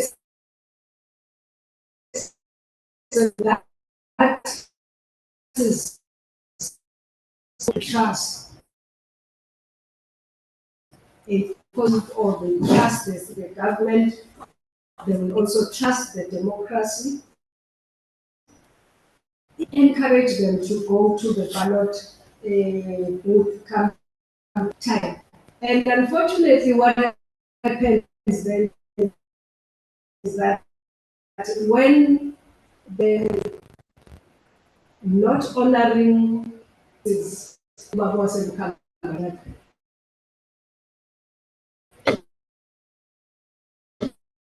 mandated to do that. But the voters will voice their anger during the excited. Even worse, where they decide not to. Also, it's even area, even indicating one vote because of APC. So we are just saying between service delivery as well as voting. They give even media. They say this is voice this morning. As I see working with our municipalities, because we understand that they are the democracy and we trust in the democracy, and then they get encouraged. And we understand that the free and fairness of our election on this basis, we need the properly maintained to transport the voting hours power, the constant power supply, so that we those elections, so that everyone is satisfied that it's fair. Can you imagine that at 8 o'clock, that we just have a lot of aspirations, 1 hour, 80 minutes of darkness. So functional system or functional local government Station. By law, the Constitution requires institution, even government departments, to assist logistics when it comes to around the safety and stability. As we said, these service delivery protests around the elections tend to be election activities to conduct votes. It becomes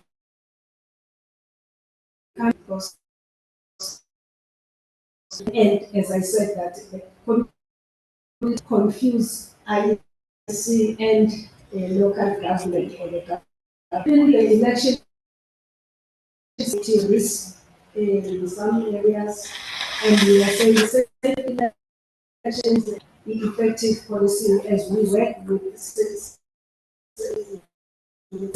and also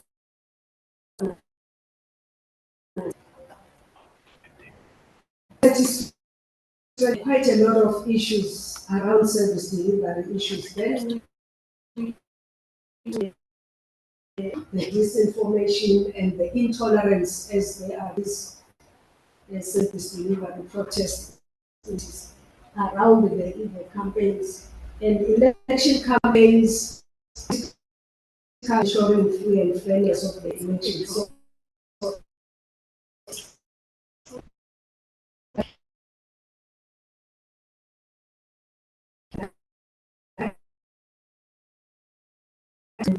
we strive for the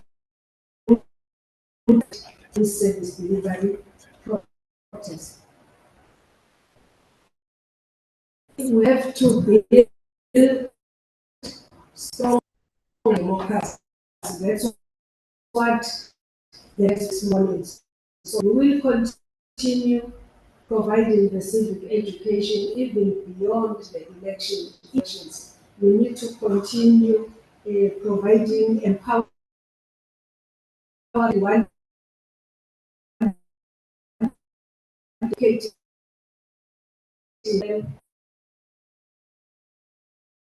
even in the sessions of the platform to challenge our leadership, which is very critical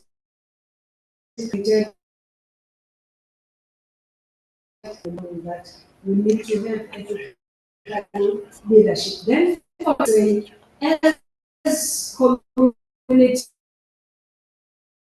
are a part of the economy, as the citizens, it becomes your responsibility again to ensure that in the education processes we have an accounting that get nominated and continue also cooperation through education in these various forms. Our youth, our first time voters, it's all to make sure that they are. I used to say when I was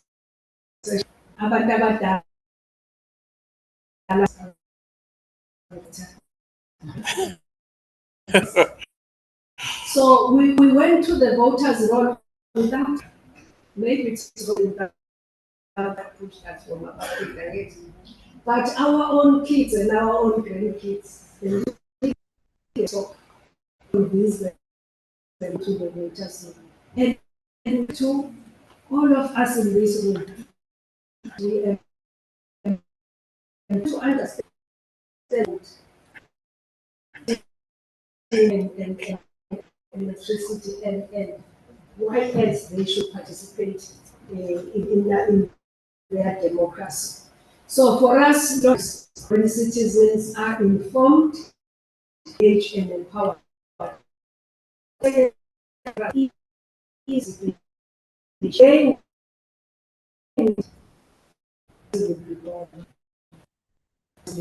replaced by what, but I believe Dr. will tell us.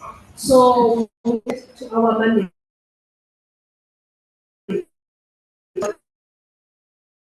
free and fair next local government election. But we are also mindful of the fact that also depends on the state local government system. So our participating sure that indeed we build indeed what needs to be ensure that we have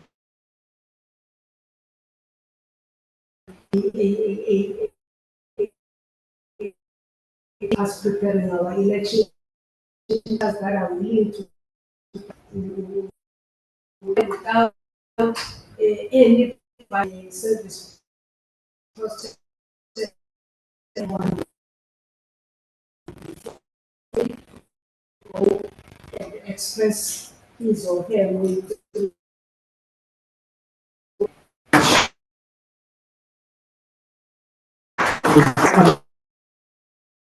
I'd like to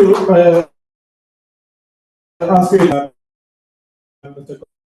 Godfrey from the IEC as well, would like to ask the presentation. You're welcome to come to the front. Sure.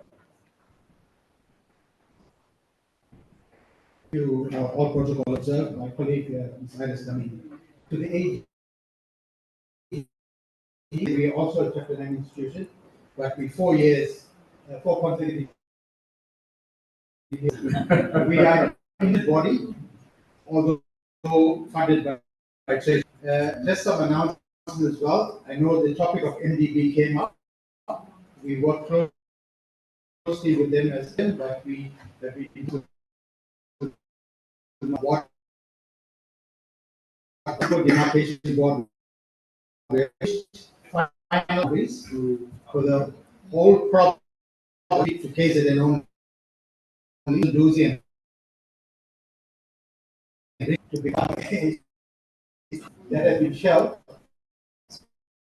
by them for future discussions, but they finished now. The municipal did start with our rotation within the ward boundary. Obviously, there's some changes. Like for example, the Tikwini has got one additional ward. There has been changes in the so one more councillor guys. Yeah. Yes, some existing councillors I see. Yes. I know that many youth that are here, my colleagues, very interesting project we ran recently and piloted the project with tertiary institutions. And I've been working doing elections since '94, and I'm with this commission since '98.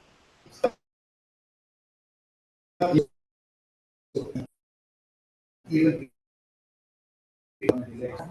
with community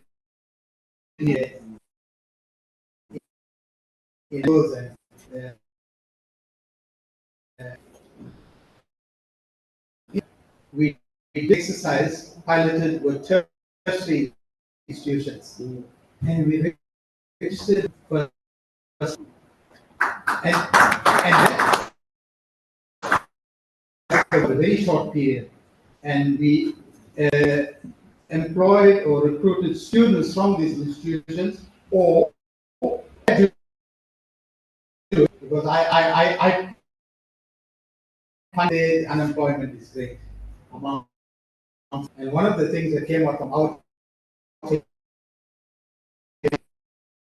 employ more in. I mean, so don't ask me why I'm the IEC, but then for graduates, and these days it doesn't happen. For local government or countries and government do not take on enough.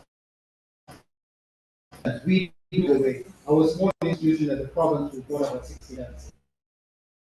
Various fields.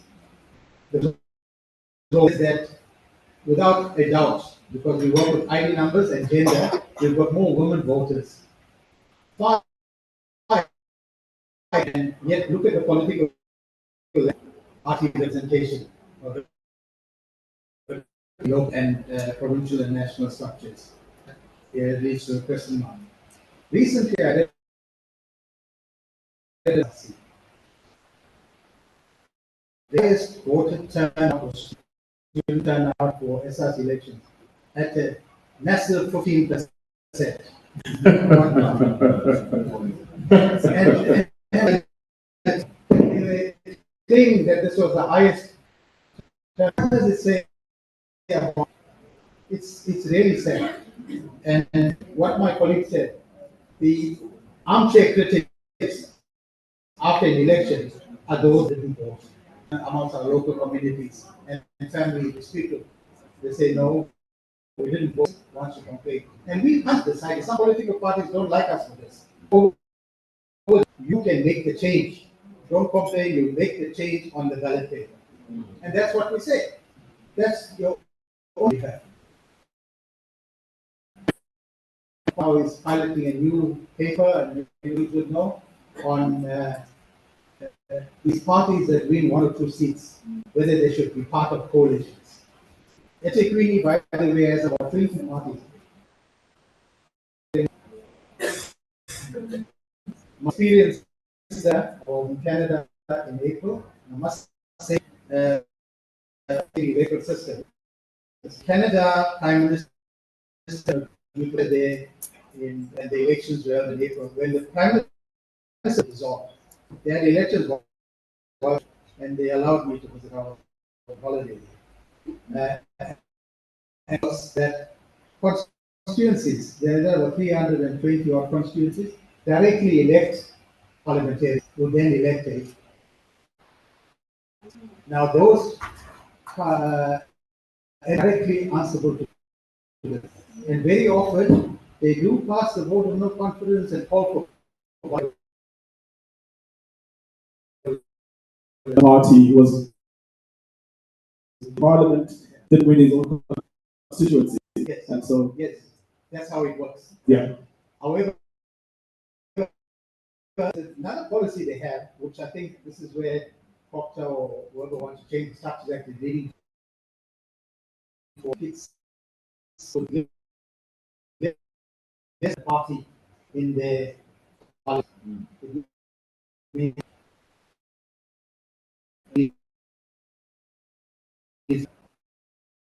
Many you assuming that some of you are unemployed.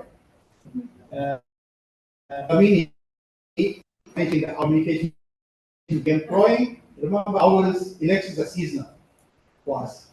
It comes every national provincial elections, but we've got offices. Every minister of a permanent office with 1 or 2 permanents. And everything through the website. We don't take physical application. Don't go to office and say yes. Profile on the website. Hopefully, the contact details are there. Register your profile, but watch that and on the website. Click on it. Sometimes we don't even know in the provincial office. And we are employing a large number. It's over 100. Municipal outreach coordinators throughout the province and assistant project coordinators even at voting station level. So provincial joints and what my colleague mentioned, joint structure is where structures meetings on a monthly basis, whatever I've been on that platform, and we have this tendency because and why they're getting a national problem and media house being the stance, although we shouldn't be seeing this burning and stopping of. So colleagues, those are some of the announcements, but please, for those take, will either obtain the contact details because we can get outreach platform if we link up with stakeholders. Yeah. Follow them at a different level, training and things like that.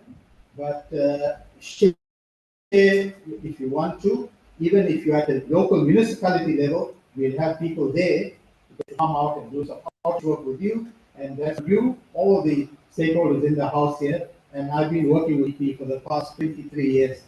And and our partner in crime when it comes to these things. But Ms. Lamini and that platform, we can plan out and whether you're meeting with friends, your clubs, or your organizations, and then this with all of us. Thank you. Okay,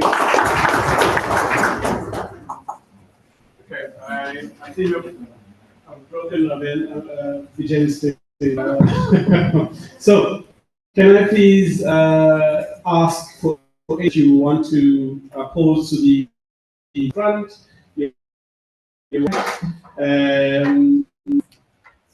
So hopefully we're asking for new hands if that's happening. If there's no chance, then I'll take the hands that have already. Feel free, people in other tables who have not spoken, so raise your hand. Okay, so these are the only two hands that I've seen so far. 1, 2, 3. I've just broken this other one. And we'll allow our colleagues to field questions. Interestingly enough, it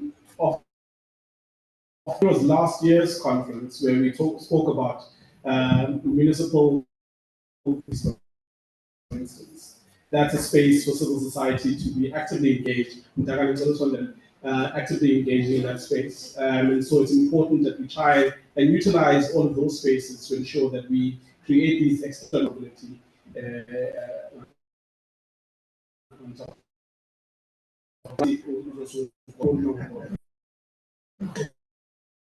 it's on, and you can go for it.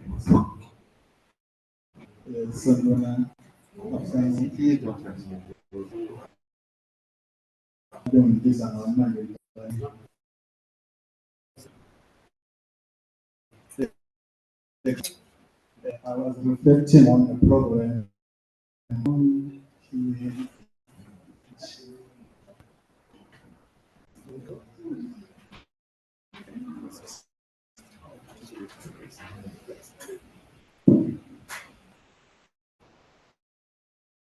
From the session 2, reflections on local democracy and accountability. My concern is here. How do you expect people to reflect on local democracy and accountability? Well, most of them, unlike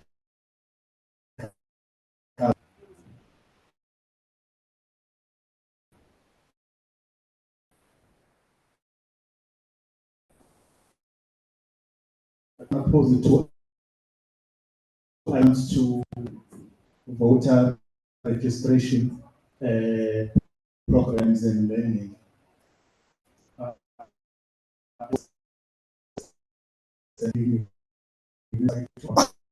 About me.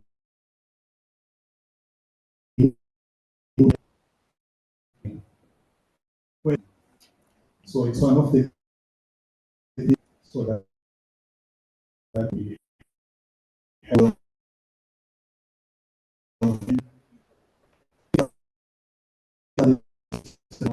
before we invite them to participate in such events because they really don't know what to do. So we need to equip them with for such things. And it's easy.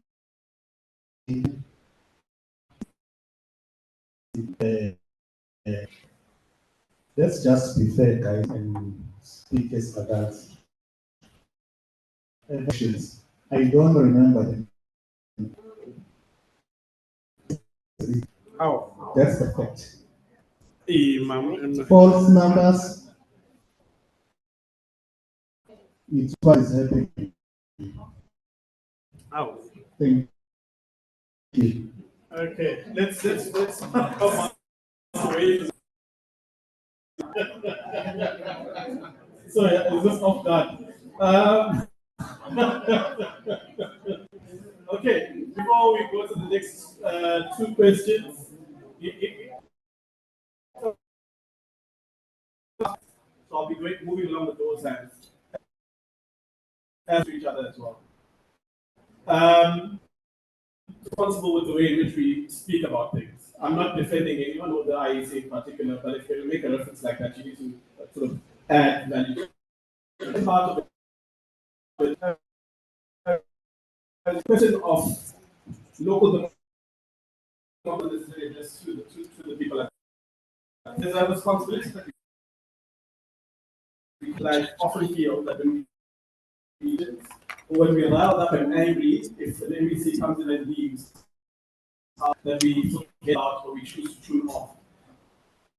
Part of the value of DDP's work over the years is that we a significant proportion of civil society for impact in their own community. But communities that don't understand democracy, that's not be your portion of the work. Not putting your weight in an opportunity for civic engagement and participation. So it's not just accountability is not an outward process only, but it's also about looking back at myself and saying, what value am I contributing in the space? What's my contribution? The litter is not finding itself there magically. People in cars, very nice cars, easy, and it's not like one of those wind down windows. So it's people with money who have electric windows. The wind down windows will throw a banana peel out of the car. It's like, and then you ask them, and they're like, oh, what's why China? Like, that's the thing. Or what's why, you know, I'm creating a job opportunity. It's like, what the hell is that? That's responsibility. You can ask it to be more accountable, but we also mustn't forget that we have a vital role to play in that space. When you're told that you need to have a gallery in order to be able to pass the budget, if it hasn't been happening for these past 20 years of local democracy or municipal structure, it means that in the next one, how do you find a voice and make sure that you're there present? Now that you know the information, now that you have access to it, how do you do more? When we create spaces for these types of discussions, it's not just pontificating for the sake of, you know, we're not Luca Nambuni, for instance, you know, who writes an article and you know, and shares with his friends of 5 intellectuals. But the point find itself expressed out, you know, we don't do work and active program. So let's think about critiquing institutions.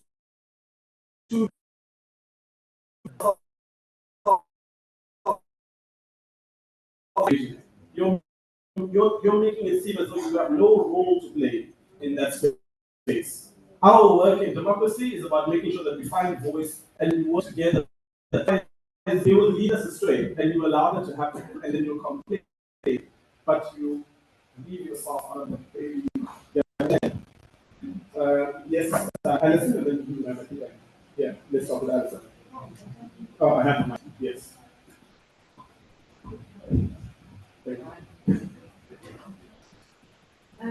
My question is for the Audit General. So I know generally audits are paperwork based. And forgive my lack of understanding of the complete process of an auditing for a municipality, but municipalities or government sit in fiduciary positions, and in that position there should be more responsibility, more checkings being done. And I'm going to refer to a particular example in my neighborhood. We've had a sewage problem, a massive sewage problem on a public property, which we engaged with the municipality to have repaired. It took me 2 years done. What we found, because we were actually using this as a test project, the cost was to the city versus what a private company would have paid had that job as opposed to a public. And the costing, what we were told, was almost 2 million, whereas it was a private contractor, it probably of about maybe 700,000 max. So is there no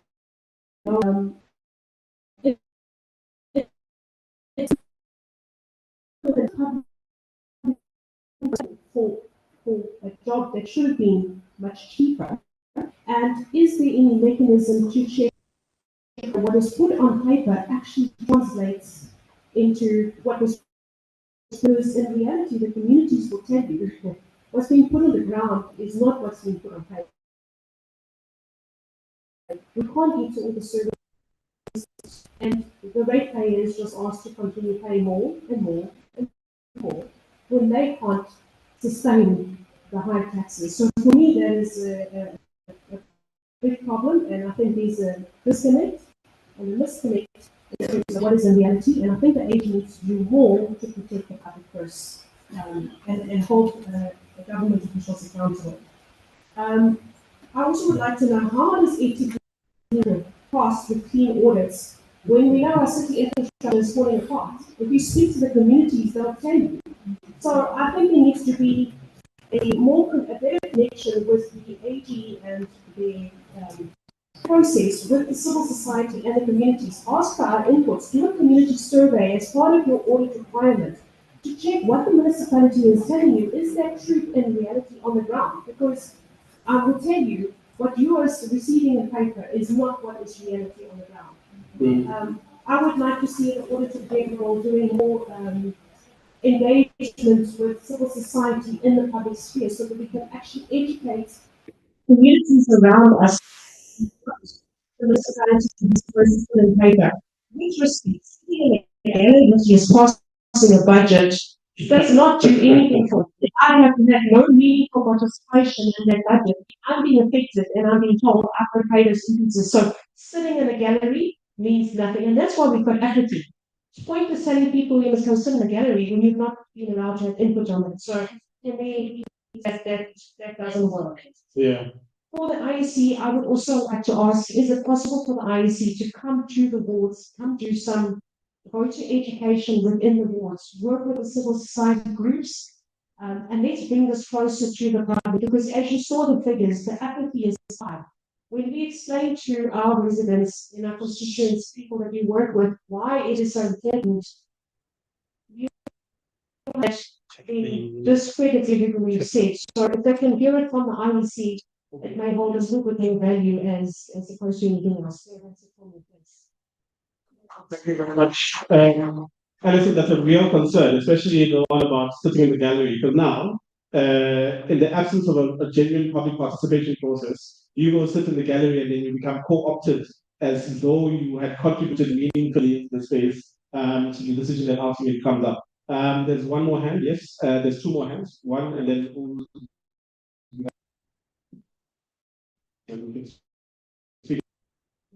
Afternoon to everybody. For those of you who don't know me, my name is Hamza Naika. First of all, I should like my history together, but we just really short. So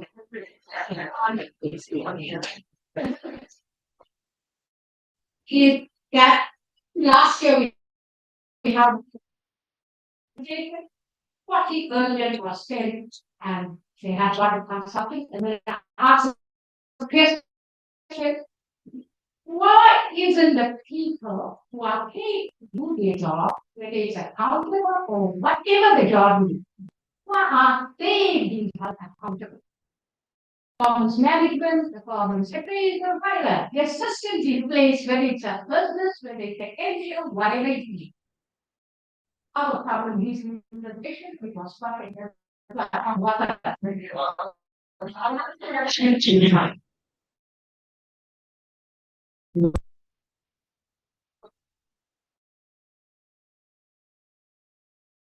also, I think South Africa has provided the election for now has been oriented, but I seen it. But what is happening? If I haven't counted, so I want to ask the electoral commission is what vetting process do they have when the candidates are elected, especially in local government? Because there are many times where I have been in between the pot and the fire. Because although I support a certain candidate or a certain party, but there were many times I abstained from choosing my party, which I know is doing a good job. But the candidate that was chosen was not the right one. So I would like, going forward, the IEC should be involved in the vetting process of the candidate because that is not the right thing. But even in one committee, most of the time we don't know who is the person, and there's the counselor is arrogant and you get this from all of us. So I won't even mention right? Yeah. And the other thing is with home affairs, I'll give you an example. Right now, I am practically homeless. I'm sorry to say this, but I'm practically homeless. So I don't even have an address right now. I'm actually afraid to tell them I don't have an address because then everything is going to haywire. I'll be like a pauper, like I don't have this thing. And I also got a green barcode with IMD. And it's so difficult even for us to get an appointment. Whereas say for certain political parties in charge of that area, they only choose like somebody from that church or somebody. And we were standing the whole day in the queue because we want our ID. Because without an ID, you are nobody. You can't do anything. You can't access anything. There is fiction, whatever. So all I want to know is what are they doing in that aspect? Yeah. And especially the homeless people, address to the homeless person there. Because maybe there's an opportunity here where they can scavenge or find a tin can or whatever it is, and then they leave this area and they go in our area. So what is there for it? And the third thing is, yeah, one As you go, Chief Joseph? Yeah. That's Yeah, I'm just gonna also. can please spoke time in our areas. We only found Zulu.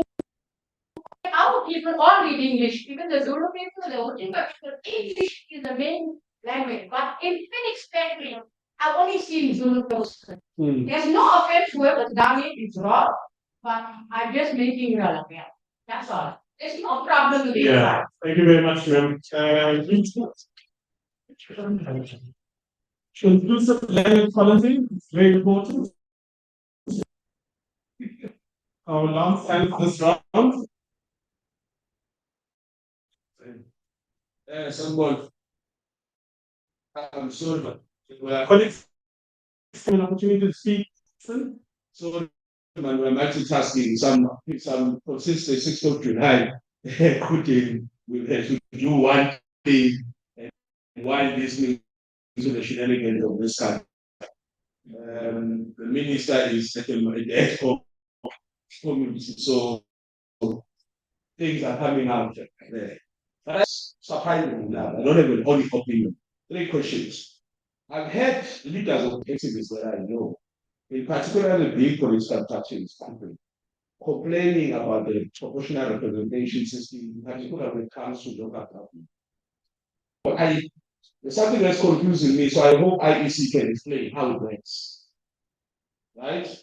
In particular, also explanations in KwaZulu-Natal and the type of municipality we have, because there are things that are happening. I mean, for example, you have a metro in Gauteng, the executive mayor, and in KwaZulu-Natal, you don't have an executive mayor, and the government process is that. I hope IEC can help us again. We get people in EXCOs and things like that. Because there's mammals, I mean, when activists, I mean, even when we say the PR system pick up political parties, I mean, some of them are now even saying that it must go, right? So, yeah, that's the first thing. The second question I want to ask is, we keep on saying our people don't and all those things, but I don't see us having a real analysis of why that has happened. When I was on PowerPoint the other day with Tessa things, and that question came up, whether or not the protest that's staying away is. I'm one of the people who already chastised people who don't go to vote. to be had when it was more than half of the eligible voter staying away since 1994. It seems there's some what work the IEC has done around analyzing. Apart from relying on human social sciences or the Human Social Sciences Research Council, the South African Institute of Race Relations and things like that, what internal IEC had in terms of its research capabilities and in terms of skill, I mean, on the level of a municipal outreach officer, at the level of a managing elections manager in a district or court. What skills are you looking for and what skills do you have available? And of course, I said this is the beta.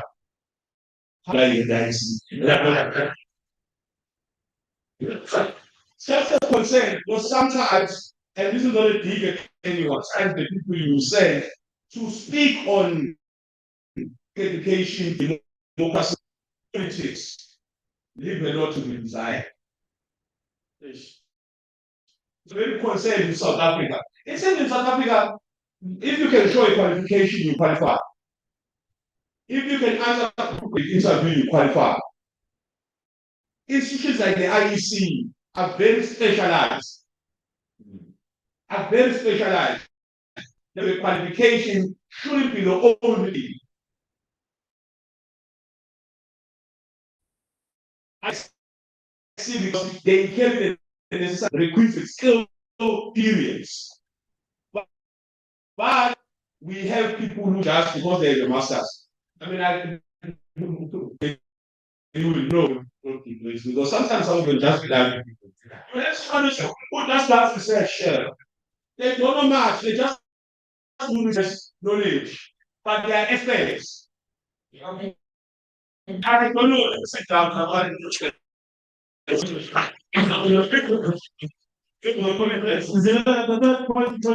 been watching the the opening up. We are very yeah, when it's becoming the corner, and that will line is what? So the question is, yes. So on the question, if the aging you at the right time can be done at a cheaper amount. When we select IT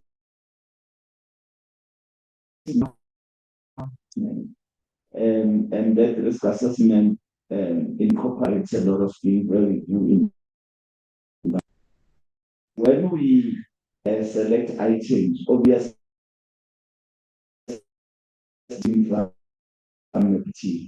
whether it went through the proper tender process. So also then issue of government procurement, if you go and compare something it might not be the same price with what you purchases through the tender process because they will advertise you issue an RFQ or a request for a proposal for the tender and the bidder and based on specifications that they are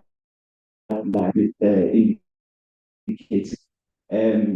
Then the evaluation committee will sit and evaluate. And the cheapest person or the cheapest person that will get awarded the requirement. And then in fact, then because it was transparent, it was fair, they went through the competitive bidding process, they went through the market, and it was the audit, and we check all those procurement perspective and it ticks all the compliant boxes, then there's no issue from a compliance.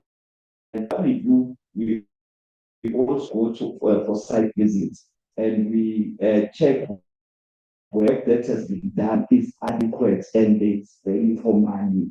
And if we find issues with contract management, contractors not being effectively, and the work that is being done is not of good quality, or poor workmanship, obvious issues, and you now have powers and material irregularities as part of our enforcement strategy. Is a material irregularity that we do communicate that material in accounting officer, and obviously then follow the service. And if that material irregularity is not being addressed, it can even result in a to the accounting to try and cover the money that has been from them. That's part of the enabling giving to enforce accountability and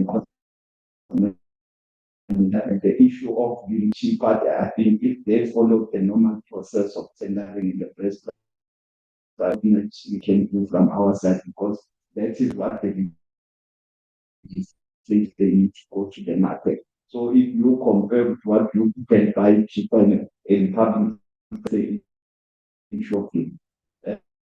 Maybe if I can follow up instances where it's happens between bidders or people who are tendering for a particular process to in-place, which for people are aware of certain things. I'm reporting that is it AGSA or another institution?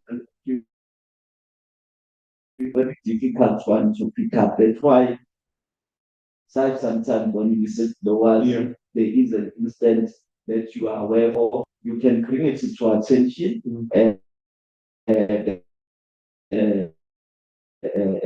information. Obviously, we evaluate what's within our mandate or not.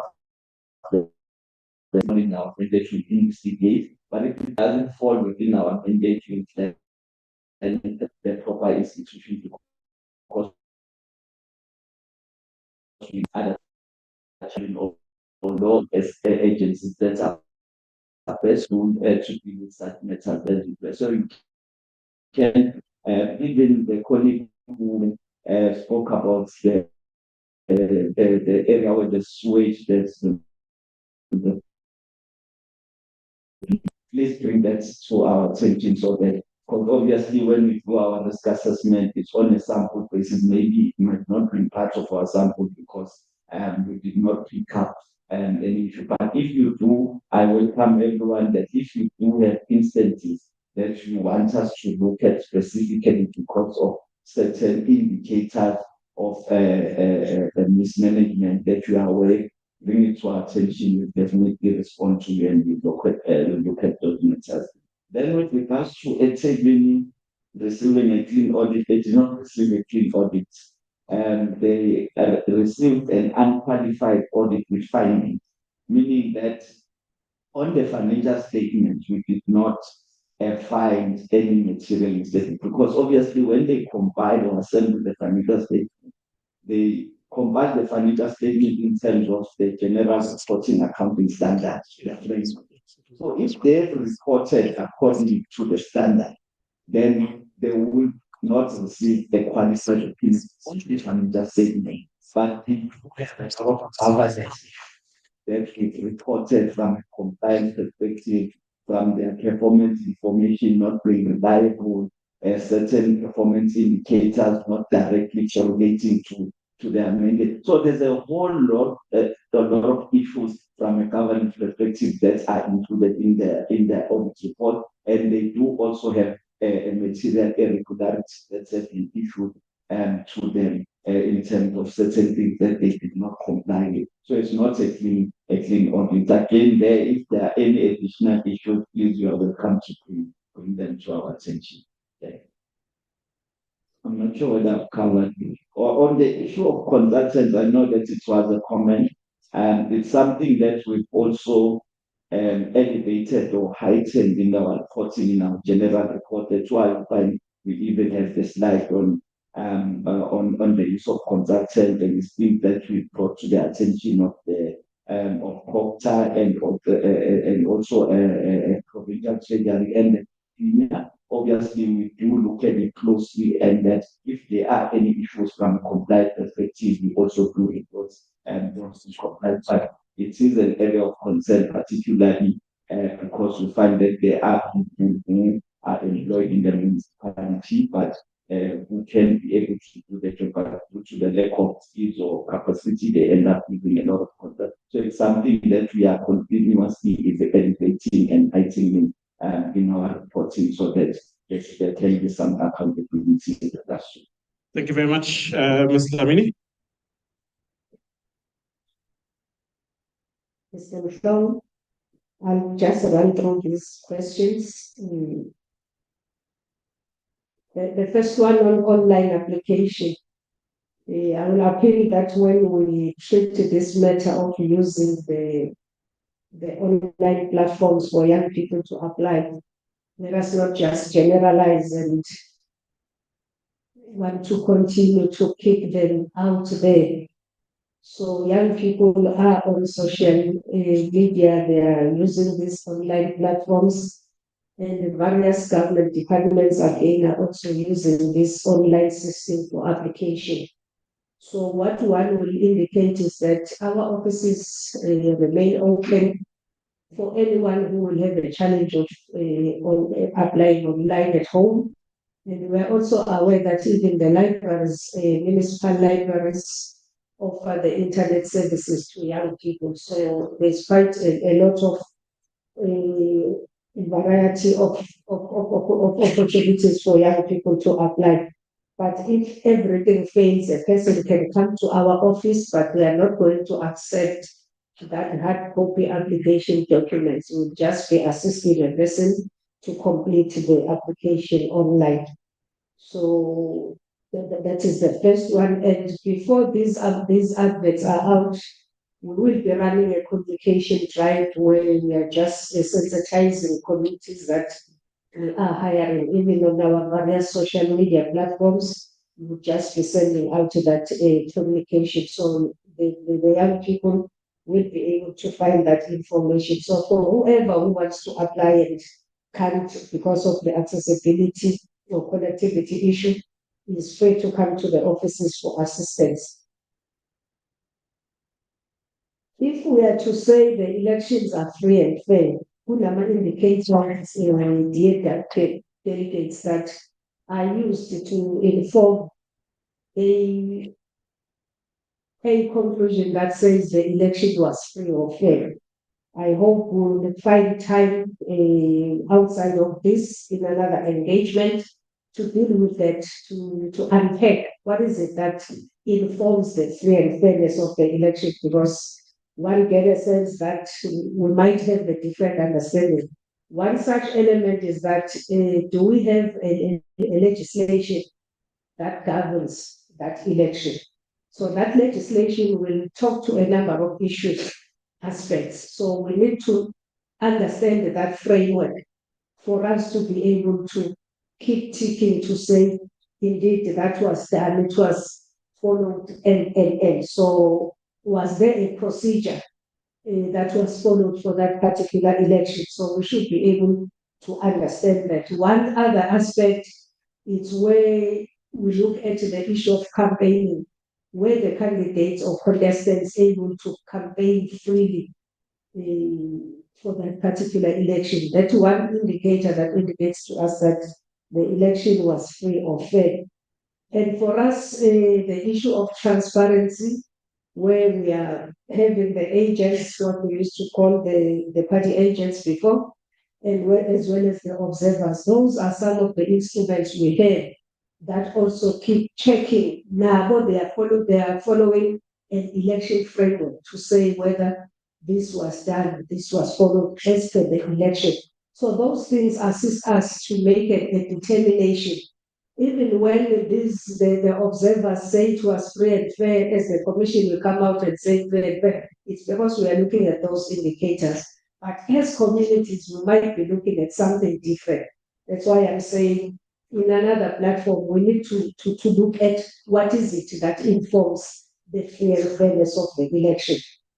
So one other thing we should also understand is that throughout the process, there are various instruments that are in place for anyone who feels aggrieved, for anyone picking up any anomaly in the process to say, no, the procedure is no longer being followed here, or the legislation doesn't prescribe like this. At the voting station level, there's an objection process administered by the presiding officer.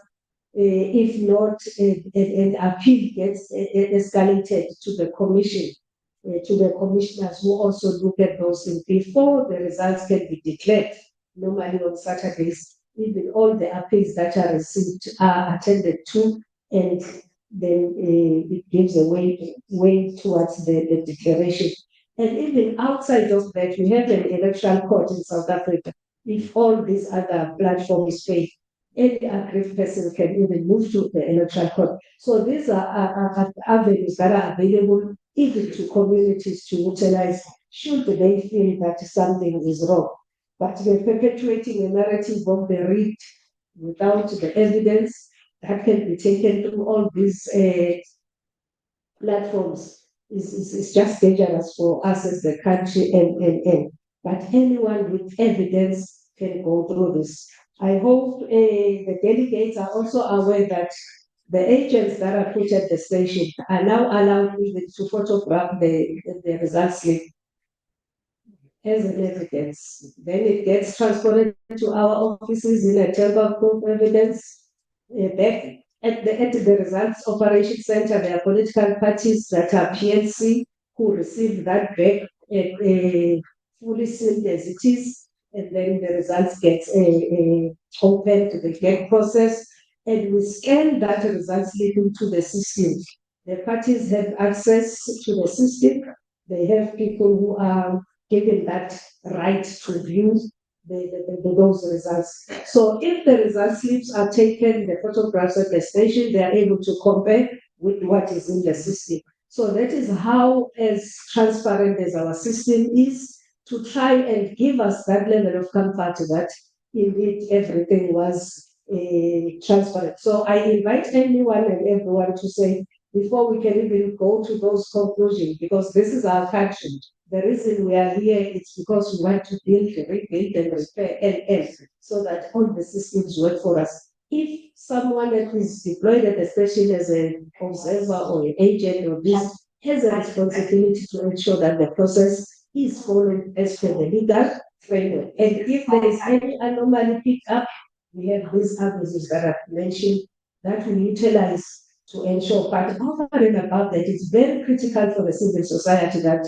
we created the opportunities where we can educate each other of the framework, so that by the time we go to the election, everyone is fully aware of what to expect. And it will be easy for us to either say, indeed, they are free or fair, or they are not. But coming from an informed perspective, and where we are able to produce evidence, we can be able to take that evidence and put it everywhere. So for voter education, as Mr. Naiko has indicated, we'll be joined with by 130 young people from January. Those will be our outreach machinery that will link up with the structures that exist in our wards, where we'll be able to work. But we must indicate, colleagues, we must understand this. Outside of the election period, those 130 people go away, and we are left with, sometimes in some municipalities, with just one person to run all other activities besides voter education in the municipality. Sometimes there are two. That's where then the partnership should work. So I invite all of us to say, know your office. Feel free to go to the office to say, we have this program in our ward, please come, and even prescribe to them to say, please come prepare 1, 2, 3. These are the issues that we want you to come and address in our meeting. I can assure you that our offices will respond positively to that. And we will be sharing a lot of contacts with DDP so that we intensify our processes. In terms of the PR system, Godfrey, I know the other part of it is not ours because it belongs to COGTA in terms of the comparison of the provinces. I'm not sure whether we want to come into that. In terms of our capacity, I know it was just because yes, President saying they were posts. So I'd like us to discuss this further, but we have a unit at the National Office that specifically deals with the research. But we do have, we commission our research projects as we have indicated to HSRC and others, but we have our established research unit at the National Office. Even outside of this book that you have applied and what happened. Yeah. And how else can we collaborate going forward? Yeah. So, I have a response. For example, it's been 5 years since your last political deployment. Yes, I think we class on another. But yes, I got free conference. Take things from the bottom up. Skills requirements for the IEC. Yeah. There's no qualification in Sunday for election manager. It depends, as you said, how the candidate puts themselves across in both the CV on application and at the interviews. That's the way. And there's a panel of interviews comprised of a minimum 3 officials, and they then will make the recommendations. The protest votes very interesting because we know in that space there's people who go to vote but deliberately spoil the ballots as well.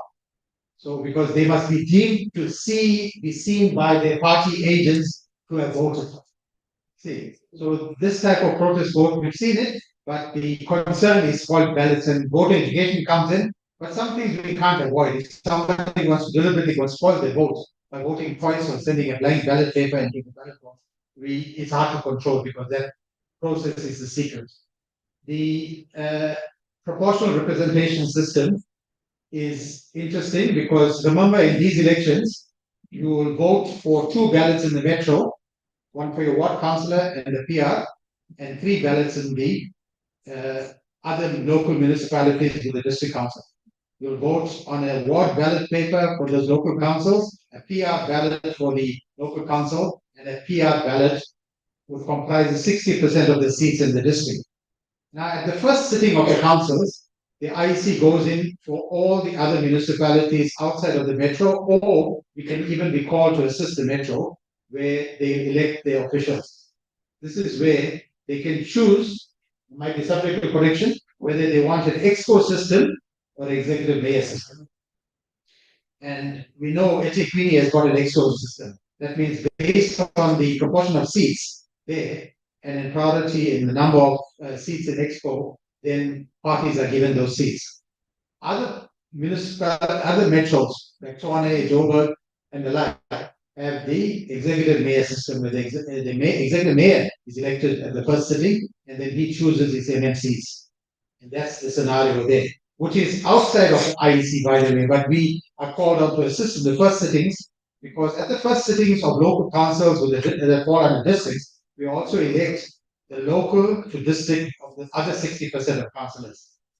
Right. But if the gentleman wants to know on the PR system, I've been working with it for a very long period with Mr. Mosley, who was our peer. But on the aspect of re-elections, I must come in here. When people talk about re-elections, as my colleague said, there's various platforms. At the voting station, a voter can object, party agent can object. What we see is that these parties or appoint party agents, they are uninformed party agents. Because all they like to do is sit, watch the procedure, but do not critique the procedure. So they can object to the presiding officer during voting, during counting, and then any objection that is material to the result to the commission by 5 p.m. on the Friday after the Wednesday election. So those platforms are there. And as she indicated, the last word, if you're not satisfied with the commission response, you take it to the electoral court. And it's not unseen because in the 2016 election, there's a famous case that Mr. Nkwali, an independent candidate, took the commission to court, to the electoral court, and won his case. And that particular ward was set aside and a by-election was called. So it's not unforeseen. And Department of Home Affairs, we met with them recently because we are partners. We can't vote without an identity document. So we met with the provincial leadership and their district managers, and we cited some of the problems because when we encounter youth, our major problem is lack of identity documents. And we know I was the victim of that. I had to stand in a queue from 4 a.m. to get a document for an application in. So it's the unfortunate system that's there in place. And with the appointment system, it's even worse now. If you don't apply for an appointment, they're online as well. So fight to them as well. Fight that system. So communities get together. They've got what they refer to as mobile units.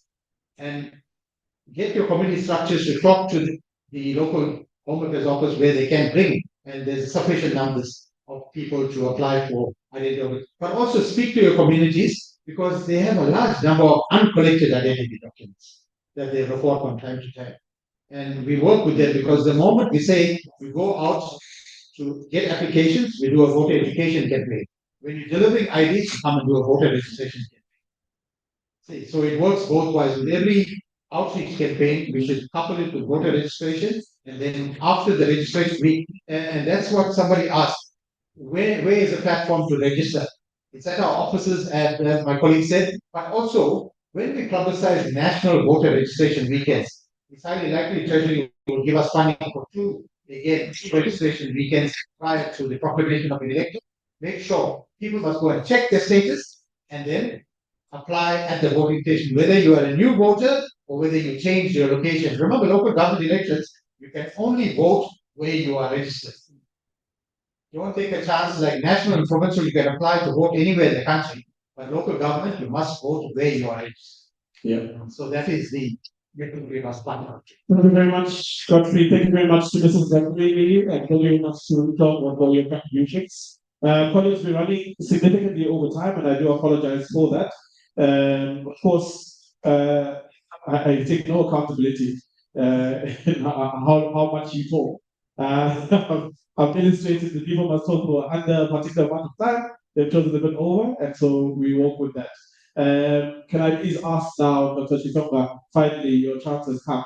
But before Dr. Shishonga, I'd like to invite Umza Mgongo from the Kabati Municipality, Public Participation Unit, the manager of the Public Participation Unit. Part of the ways in which we chose speakers for this third and final session for this conference was municipalities that we have worked with in the past. Msuduzi being one of them, and unfortunately, as I mentioned already, Umnam Zantogane was not able to make it very last minute. Unfortunately, he had another engagement to go to. But Gongo is someone that we worked with for before my time, even at DDP. And so the public participation units inside Kabati has been important in ensuring that we empower citizens, even in rural communities, with public participation mechanisms through working with ward committees and ward councillors in particular. And so that's been a very significant portion of it. Welcome, Dr. Zane, and let's go on with you. Thank you very much, Stephen Shongo. And thank you very much for the meeting again, for the such opportunity. And I feel very honored to be in front of you to say what Mkamachini is capable of. And thank you for that. Although it's not going to be a very long presentation, but it will be of great assistance to others. Well, as we have been talking, I've been hearing many of other previous speakers talking about the ward committees and saying just there.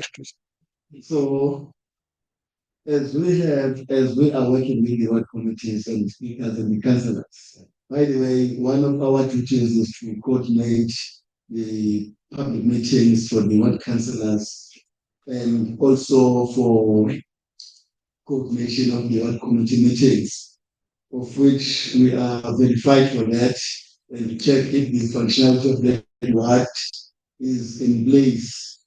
Not everything that is going that is there, is protected there that I'm going to read, but some of them are the ones that no. Like if you just say the ward committees are those people who are playing a vital role in representing the communities. They are there just to help the councillors because councillors cannot be everywhere in the world. So that is why the ward committees are there to assist councillors.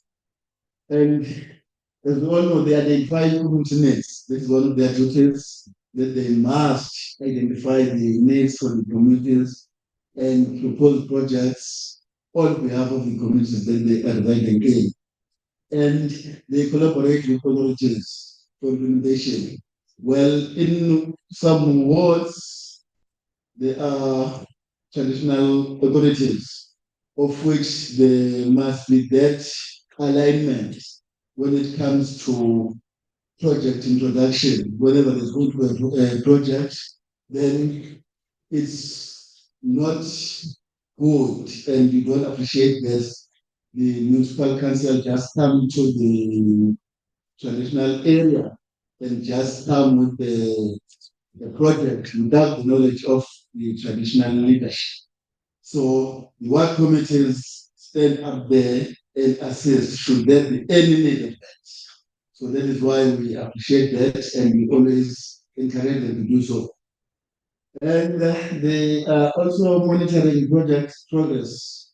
They are there to represent to municipality and they also address grievances. It's not always the case that people will be happy about what the council is doing, as is the case, and those grievances need to be known.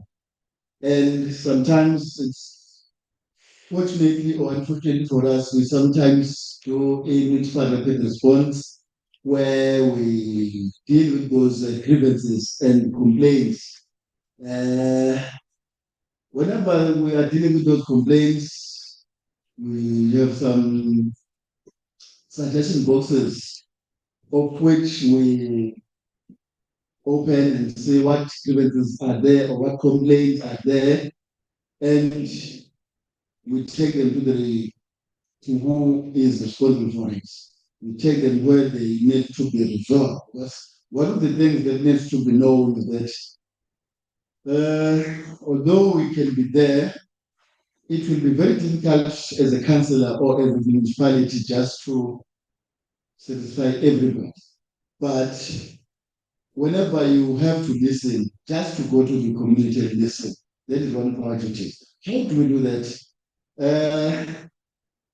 While we are opening those suggestion boxes and we read them in front of this municipal response team, when the speaker and the chairperson, then we take that as if whatever grievance is there or whatever complaint is there, we call the particular person. Like in one of the words where the people were complaining that there had been not been any public meeting, it is the duty of the speaker just to call the councillor and talk to him or her.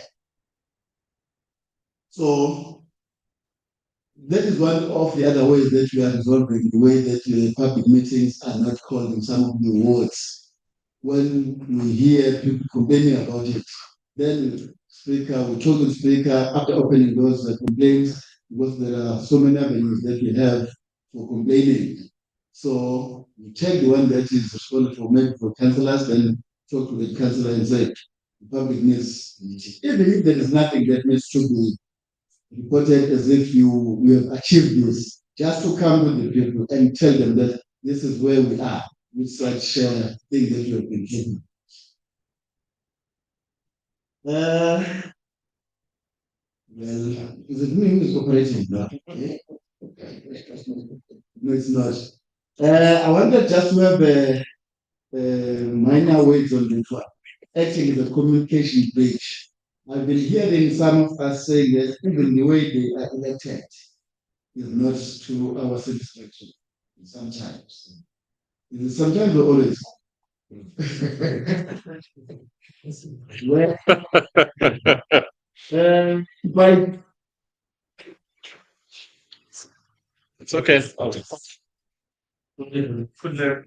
We are trying to do it in our level best by letting it know that there will be a ward committee election in a certain date, usually 2 weeks before. There's a time frame for us that we are giving the community, putting that in the paper, local papers, and moreover, we do love healing. We still believe in love healing. We have got even the car that I'm using is the one that that will be moving around maybe 2 days before or 3 days before the real election for the world communities in that particular suburb. So we are trying just to resolve that complaint that says we don't know the world community. How was he or she elected? When was it? So we are trying, but we are still open for other ways of making them aware of the community, of the awareness. There will be a world community election.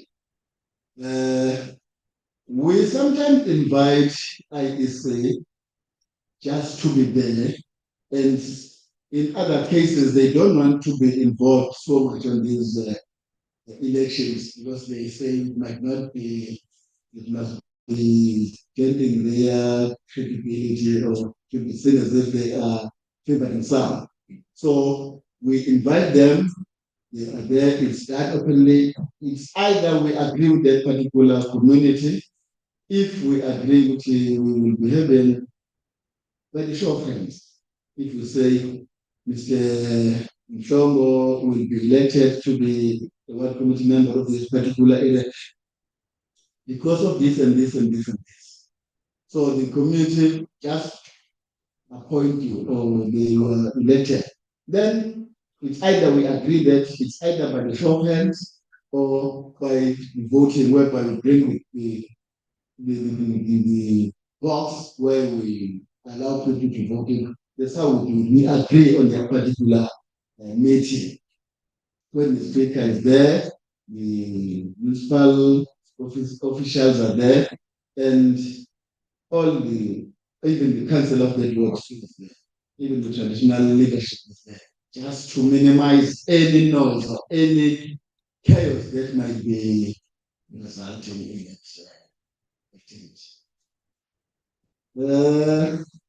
Okay. All right. These are the acts that we are working with in managing and coordinating the work committees. The Municipal Structures Act is one of them, and the Constitution of South Africa is one of those documents that we are using. We are following them, and the Municipal Systems Act are the ones that we are using if we are to do the work committee elections or any other activity related to the projects. Although this will be not taking that much, and we all know that we have these work committee elections, as I said earlier on, and we just follow it as the Systems Act is telling us to do. And the Department of Cooperative Governance and Traditional Affairs in this case conducts an audit to verify the functionality of the work commission. How do they do this? As I'm speaking today, they are going in district by district. They are in Ochuela today, being the 16th of October. They are verifying the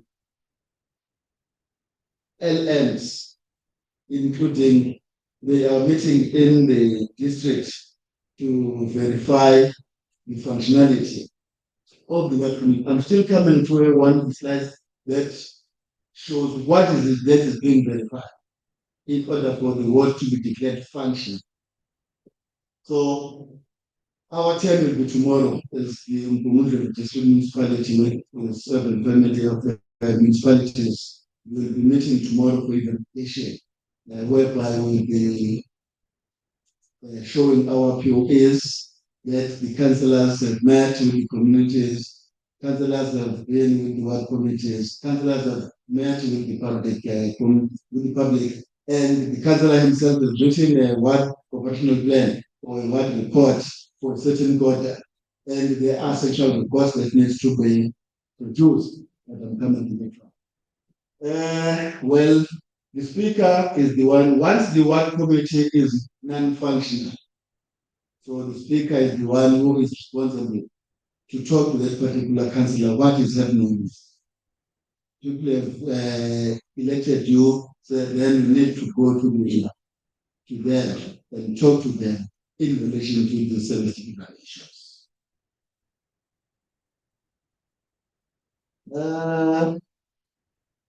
In order for the ward to be declared functional, the following must be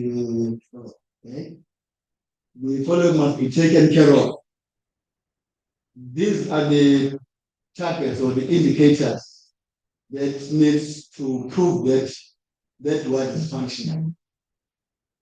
3 sets of attendance registers for a ward committee meeting. What do we say when we talk about that? We are verified in a space of 3 months in a quarter. Like the one that I say tomorrow, it will be our 10. So we are being verified from July, August, September. So that's a quarter. 3 months. So there should be each and every month, there should be a ward committee meeting. There should be the ward committee meeting for July, August, and September.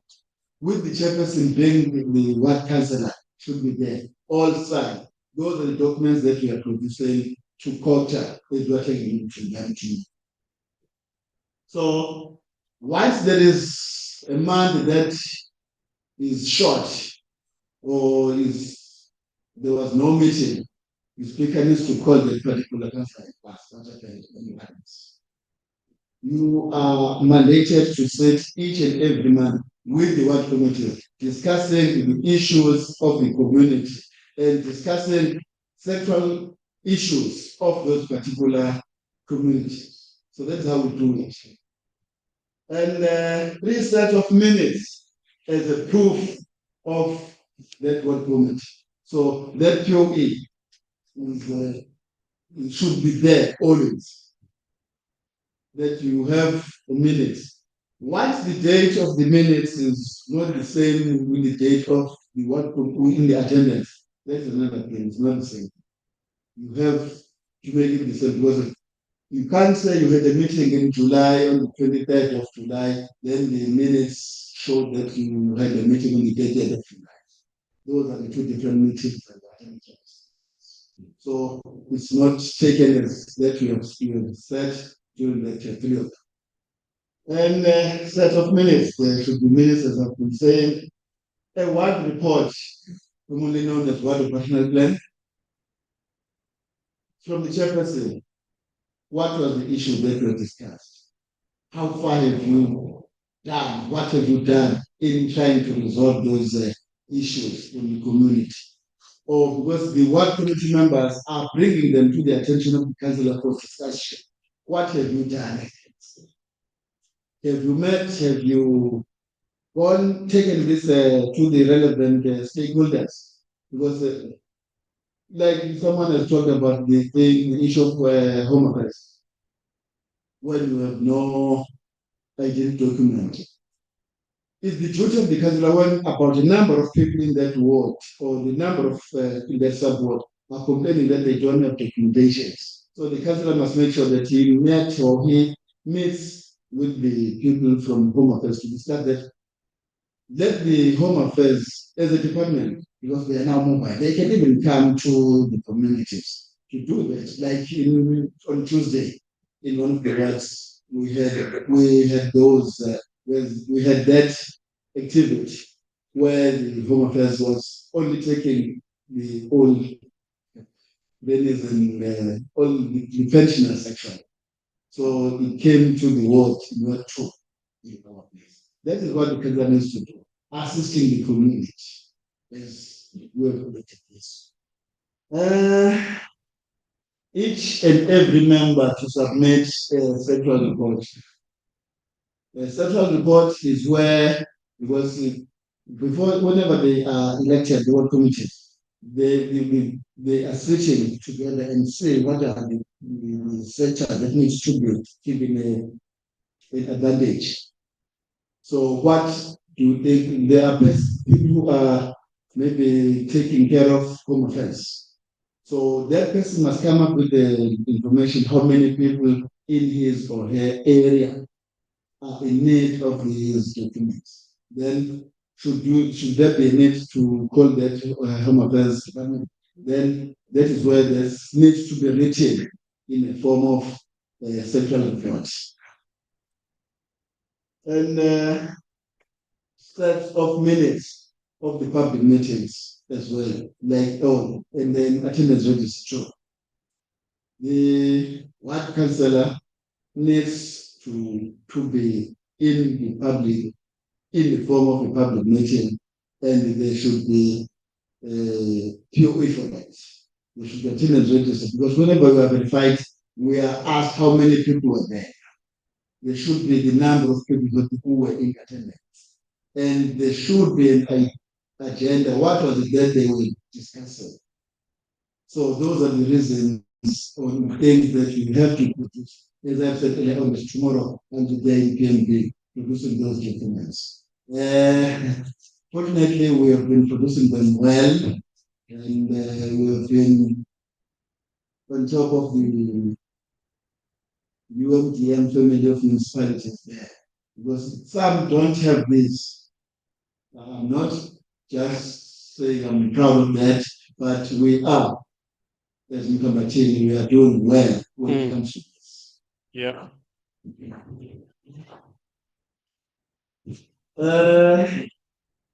Although this one is, I need to let us know that although we've got about 901 wards in the province, not all are functioning.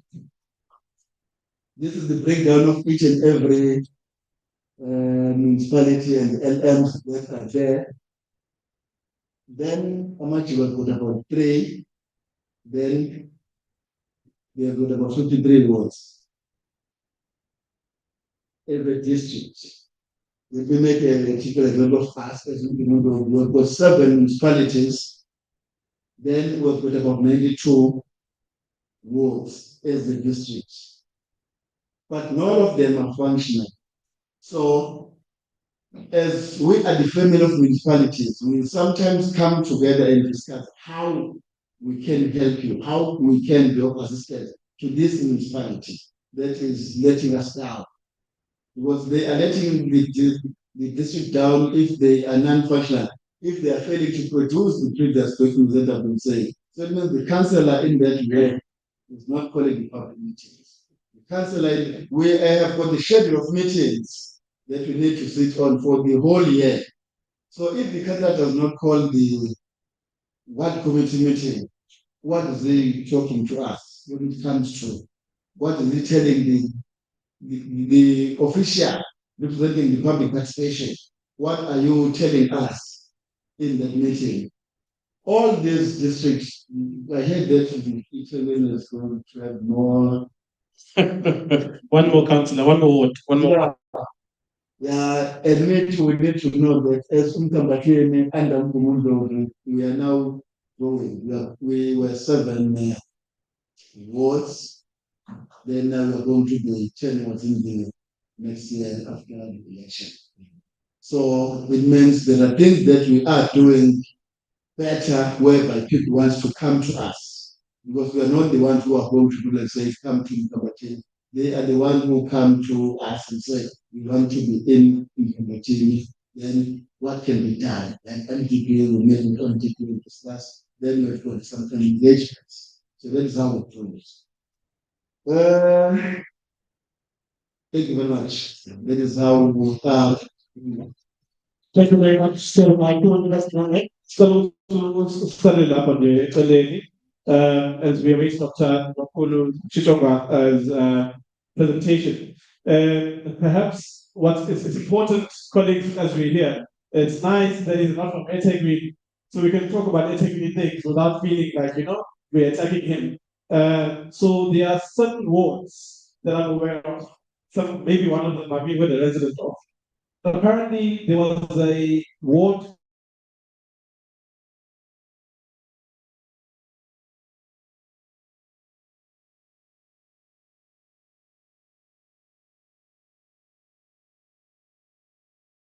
apparently didn't come back to the specific councillor. So the councillor and the ward committee don't work together. But so then how the ward committee eventually sit if the ward councillor is not there as the chairperson of that meeting? Committees get their stipends if the reports that they are conducting don't speak to the ward operational plan that you are talking about. What's the role of the speaker in conjunction with that councillor in resolving that issue? If the speaker himself or herself isn't responsive to the need of that specific ward, what are the repercussions? How do we hold any one of those stakeholders accountable? But we'll talk to that shortly. Let me go to Dr. Chichoka. Thank you very much for coming through and coming back to us. Dr. Chichoka is from the University of KwaZulu-Natal, a very good friend of the Democracy Development Program. He's helped in producing some work under some of our compendiums as well, and we're very glad to have you with us, Dr. Chelizane. Colleagues, good afternoon. How are you? I'm tired, I can feel. Okay. Okay, that's why we're, and the program director, thank you very much for colleagues, you heard that I'm not a newcomer here. What is it that I'm doing here? I was sitting there drinking water, listening to my colleagues. I said, what should I go? Because they've done what they're supposed to do. I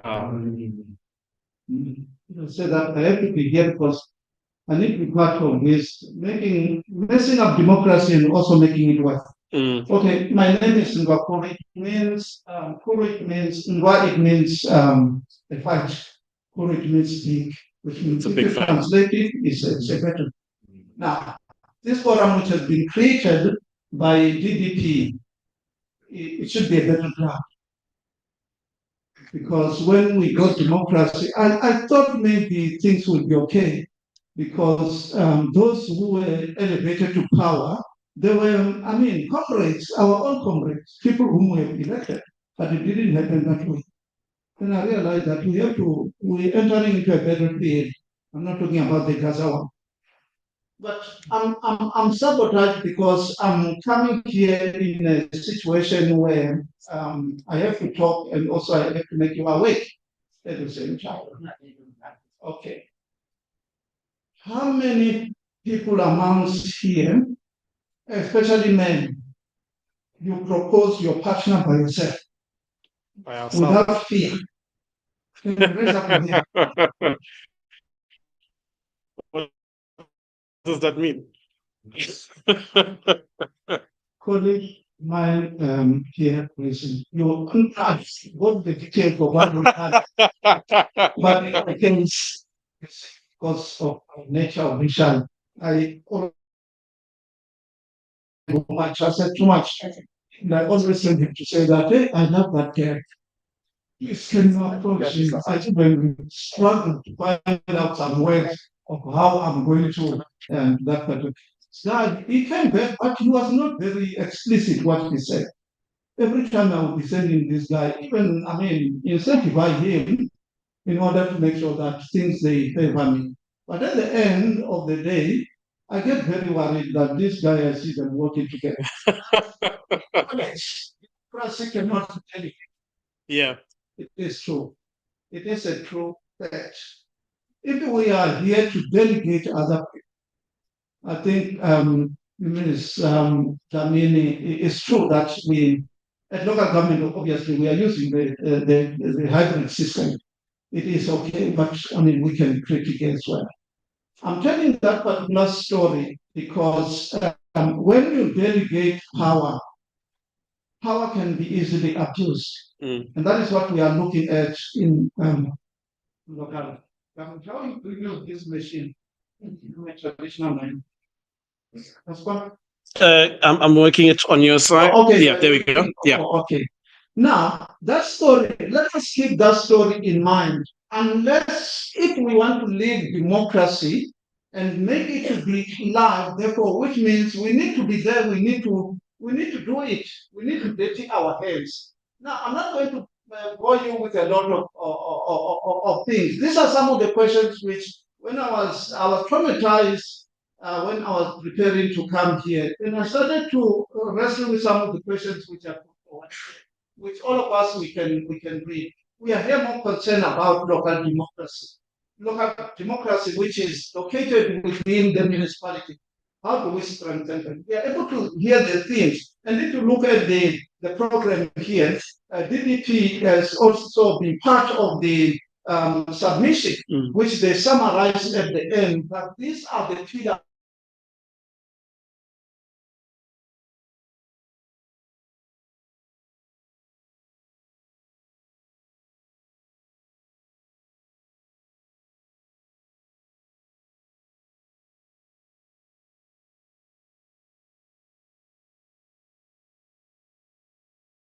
Not a thief in this room.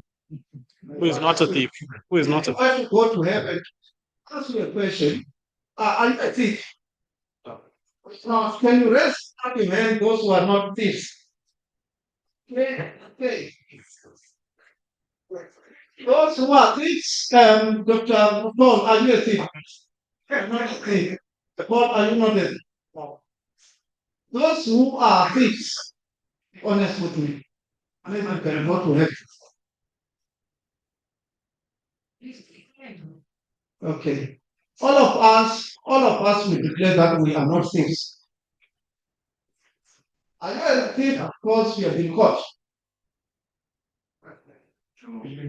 Okay, local government is not going to work if you are thieves. Local government is not going to work if you think that you are not a thief because you are not caught. You've got a problem. And the problem is not about those young delegated whom, when they meet this girlfriend, they will end up talking about some of their things which are more enticing to this girlfriend. When the girlfriend is taken over, you say that, oh, what is going on here? You start to fight with your friend because we have done the things in a different way. But also, let us look at the element of decision making. The local government is decentralized on power, but also it has got the tendency of going back again to be centralized. And that's the problem which we do have. And most of us as citizens, we abuse local government. In what way? We only contact our leaders when we need something. Amongst us here, a colleague of mine here, Nguni, we teach. Also, I mean, we've been discredited again. I mean, I agree with that one. But we have to critique at the same time. We go for, we knock on the doors of local governments, municipalities, because we need something. We are delegating power on daily basis. And when we go out here, we become armchair critics. Oh, it's not working. Oh, he's a thief. That is what we have mastered. Yes. Decision making. Where are decision making powers located at this moment? They are not with us because we are not there. And that is the problem. Now we look at my colleagues have talked about that if democracy has to work, which means there should be an element of trust. And that particular trust has to have a particular background. How do we rebuild trust? Because local democracy is no longer working. In order to do that, we need to be accountable, all of us. That's why I asked you the question, are you a thief? Those who think that you are not a thief, are you articulating that on the basis that you are not caught? Okay, Majanga Commission will. Okay. Now, I don't want to. What I've been listening, you heard, isn't it? What we are looking at is a miracle, isn't it? For our institution to work. This proverb, there's one of the proverbs says, a king is a king through the will of God. And if your will, because you too much delegate power to the people, when those whom you delegated, they abuse that power. Therefore, you wait until 5 years. elections.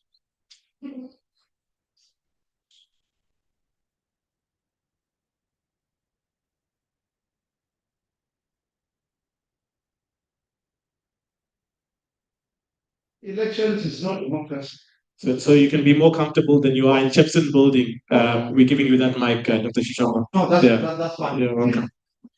Election is not democracy. It is just part of it. Some of us, when we are elected, we assume another goal. That particular goal is that we watch and see. Why are you watching? If you want to make the democracy work. That's why we are here today. And part of this reflection, it is on the basis of some of the, basic documents. If you look at the Constitution, especially Chapter 7, it talks about the 5 objectives. The first one is that we need to make sure that there is accountable and transparent. Second one talks about that we need to make sure that, we promote social and economic development. We need to make sure that there is safe and healthy environment. Those are the basics. But at the end, how are this machine went? Don't press it, Dr. Shishanga. It's on now. Oh, okay. Yeah. There we go. And the last one talked about creating a safe and healthy environment. The environment in which local government is operating is not healthy. That's why we are here. But what is it that, in terms of knowledge, we are here for? We want to reorganize our social knowledge. All of us, when we are outside, when we reach home, we have got things which we are talking about. Some of those things are solutions. But DPP brought us here to make sure that we organize that knowledge, whether it is going to be scientific. But if we are going to end up with social and scientific knowledge, it's not going to help local government work. So that we feel democracy, we live democracy. But immediately when we combine the social knowledge, we organize into facts and evidence, which means we are going to do what? We are going to be the doer, which will emancipate. Local government has to be liberated at the same time. This is what we're talking about. Now, can you see this picture? Let's say this is local government. It is you who is running this local government. I assume that this person was cutting the tree, but he was confronted by a lot of things at once. Local government is 25 years, isn't it? It is expected to 25. Now, if you were local government, the question is that every problem has a solution. Now, what is the solution for this? Can I hear some hands?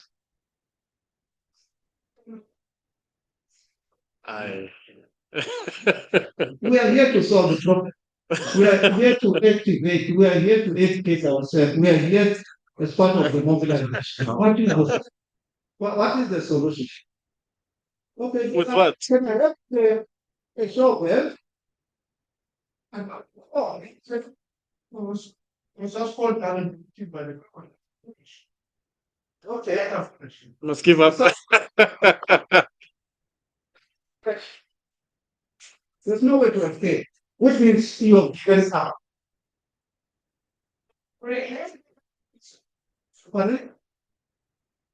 Okay, well, I think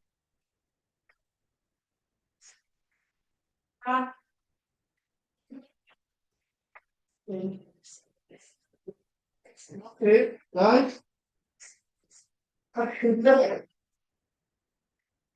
Guys, I cannot hear you.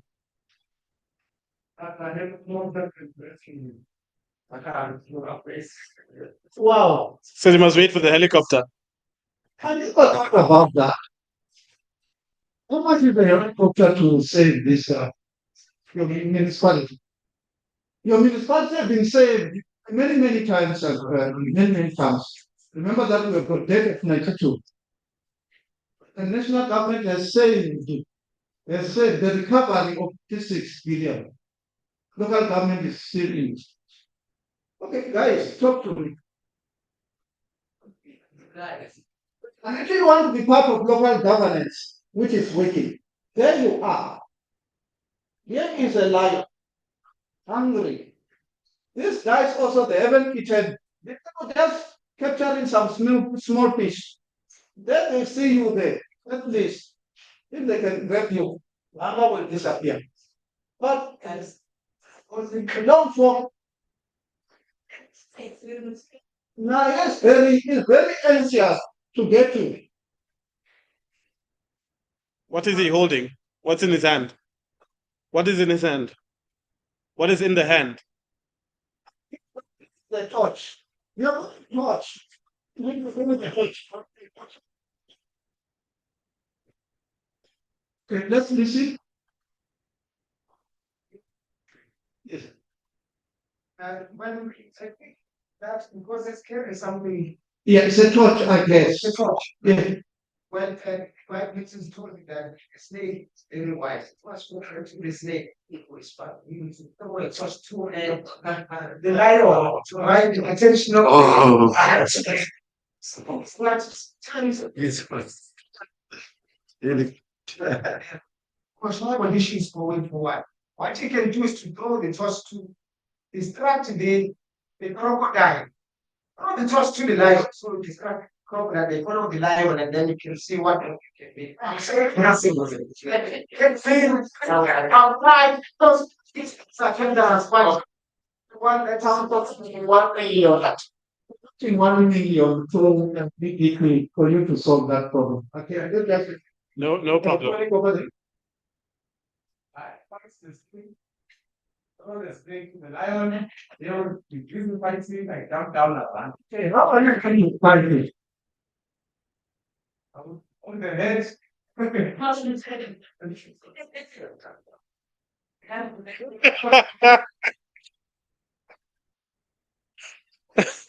projects. Let's okay. The final then. Okay, I was on one. And now I'm updating my plan with who I am.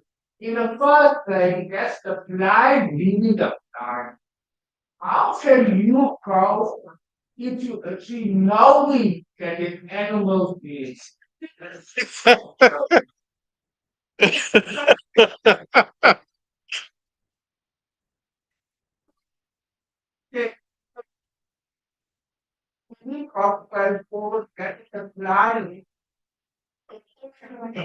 Colleagues, thank you. I don't want to suppress your opinions, but I just want to say that when there are these problems, they are very complex. Ma'am, do you want to? I was going to say, check on what other solutions you may get. She's the highest. The tree is the highest. Let us not talk about abstract situation. You are here. And if you are going to throw the torch, you are going to fall, and these two guys, they are going to devour you. There is silence. Yeah. Okay. Now I want to ask this a takeaway. That as much as we are blaming each other, this morning we have been talking about distressing. I'm demoralized as I'm here because of the things which we are talking about. My colleagues were here and all those things. We have got questions which we can even throw through them. Okay, let's leave this one because we don't have a solution. Don't expect anybody to have a solution. Okay, now this dude. Where does your municipality fall into here? There is this guy, I think, who was first. He was compatible there. There comes this dude again. He's doing his own work. Everybody is busy. There comes this dude there, and this tycoon here. This tycoon. Where do you locate yourself now? So that we mustn't point fingers. Where are you as a municipality here? As a municipality. Yes, now let's look at the municipality because municipality are institutions. We are here to make them work, but within the municipality, there is you. Where are you here representing the municipality? Yeah. On the top. Which number? 3. You are number 3. Yeah. How many are number 3? How many? Okay, there are few hands. This guy is a failure. The rest, where are you? Where are you?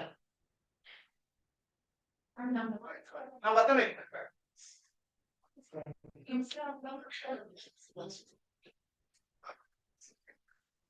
Okay. Let me keep what started. But I'm pointing out that we are in a situation which is very complex. A lot of challenges that is very difficult to choose. You know where you locate yourself here. I get that by default, this guy ended up in here. Maybe it could be the one who can save himself. But that group again, can you see? There are some municipalities which exist and they don't see what they're doing. No matter what you strike, they will send the police and they squash those. This guy, at least, he was safe at some stage. Everybody is doing his own thing, no matter what theoretical or legislative are there. This one is dead already. Let me just make one. Okay, let's go. Now, earlier on, we were talking about, when Mr. Mini was talking, is that when we talk about this local government, especially linking it to local government, local democracy, linking it to local government. Here we are talking about elections. Elections is the one which makes sure it is a democratic right to be exercised. But who are we electing? Elections and who you elect has become a danger to our lives today. Next year, people are going to die. Immediately when you show some interest, you are going to die. Why? Look at these projects. The forest was shrinking, but the trees kept on voting for them. That's because its handle was made of wood, and they thought it was one of them. Those whom you vote, you haven't scrutinized, or those who walk like crabs. You know the crabs. The crabs, they cannot walk straight. Their nature is to walk this side. They walk this side. You see them today because they talk too much. They belong to your organization, but they always walk this side. It's like you going to church on Sunday, but the rest of the week you go back to our house. I'm not demonstrating this to blame ourselves, but the reality is that local government is one of the sphere of government in which we exercise at least the direct power of electing our people. But because we are mistaking the characters of the people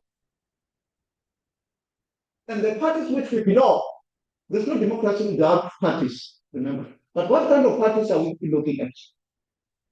This is a takeaway for us to think as we go forward next week. It's very sensitive because we cannot be gathering all the time complaining about what is happening. And you will remember one of the, I'll just read because you cannot see it. The tragedy with Africa is that those with ideas are not in power.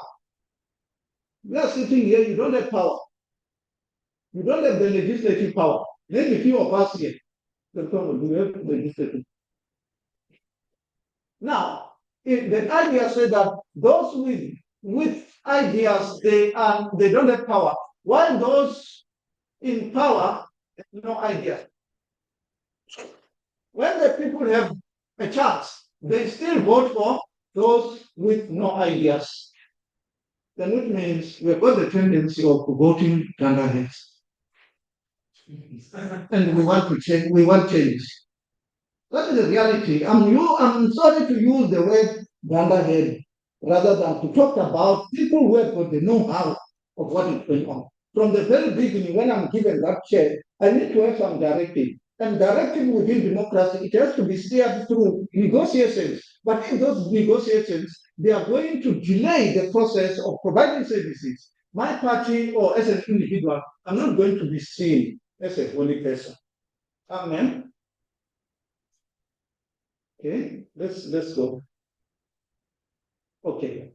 Now, I just want to look at, so that when we talk about this democracy, People, they don't want to hear about your articulation. People can get people who can do things without talking, without being academic and all those things. But also we need to know about this democracy has evolved. The American democracy, which is autocratic today, which kills and so forth. The democracy which we have in our municipality, which neglect the basic needs of the people. Now, that Greek word again, we're going back. Where are we? We are the common people. And who are these common people when they get to the elections? What knowledge do they have? We are here in order to educate ourselves.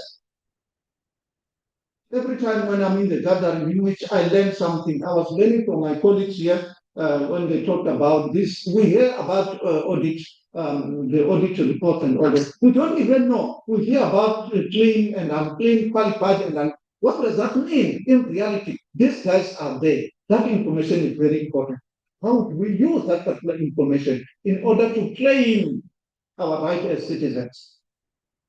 Now that is very much important because there it is. Because in Greece it was by then, which today it is no longer, because people they will sit like this and they negotiate about their priority and their the finances which are available. And the participatory budget in Brazil and other Asian countries, it is a very symbolic that budgets are not presented by the mayors at a distance in a rally. But they talk about it, the people in that particular one.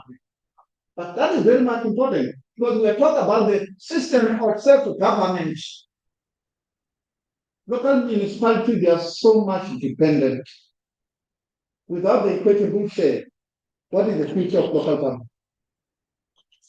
We've got a problem, and that problem has to be addressed. It cannot be addressed that local government in South Africa is transformed to where it was fragmented, racially saturated. We cannot rule out that it has democratized to a certain extent. It is the product of decentralization. That is where the problem is. What is it that we have decentralized? You cannot decentralize somebody. You cannot ask a child. You cannot ask a child to perform the other duties without support. But how long will this local government be supported in order to stand on its own? Okay. Now, one of the proverbs, they are short, but they are stinking. They just pierce you. If you want to go fast, go alone. But if you want to go far, go together. Most of our municipalities, they are the lone rangers because they are alone. They are not transparent. They are inward looking. Why should you hide this statement? And these statements are projected in a very sophisticated that we cannot even read that this is what our ward has been allocated. Ward they used to be allocated money, but it was abused among them. But we aspire as part of this reflection to go far. What does going far mean? Which means all the statutory bodies, legislature, they are there. How are they being used? How are they going to be consolidated? A colleague was talking about ward committees. At this moment, ward committees, they are so much dispersed because they don't represent. In fact, they become the substructure of the political parties. People, they cannot even access the system. We've got a problem. Some people, they can say that, I mean, we can throw stones at local government, but if we are not going to gather as we are gathering, and I'm not talking about gathering in this fancy place, this is very fancy. It was very fancy, it's a hotel. It was paid. But if you were invited under a tree, would you come? We do have a problem. Now, that is democracy. We are voting, you're voting. The question is that, who are you voting? Okay. Let's go. We have been accused that we mustn't be academic too much. I'm just showing that those are the things which we often do. Sometimes we do them unconsciously. When Ms. Dlamini ended the presentation, she said that democracy to thrive, people who are us are to be informed, engaged, and empowered. Where are we in this case? We must be informed, but are we engaged? Are we empowered? Because if we are empowered, we'll be able to be in a position to hold our government. And what does that mean? Are you holding government accountable as an individual? No. Are we a civil society organized? Okay, if that is the case, is this gathering a feel-good gathering? Gathering in which we have lunch? Okay, let's go. Next one. I just want us to, I want to, yes, I just want us to, there are two concepts which I was grappling last night. Our local government, because of the deficits, they are in distress. Now, if you look at the concept of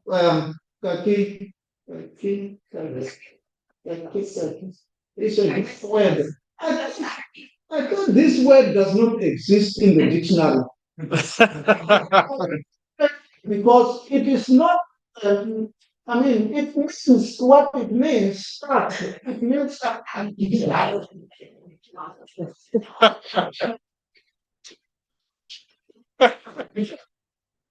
what makes it to be cut? Because this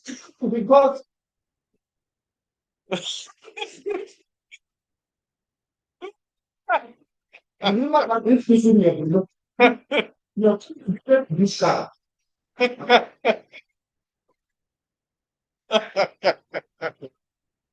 We are going to have lunch. A different case altogether.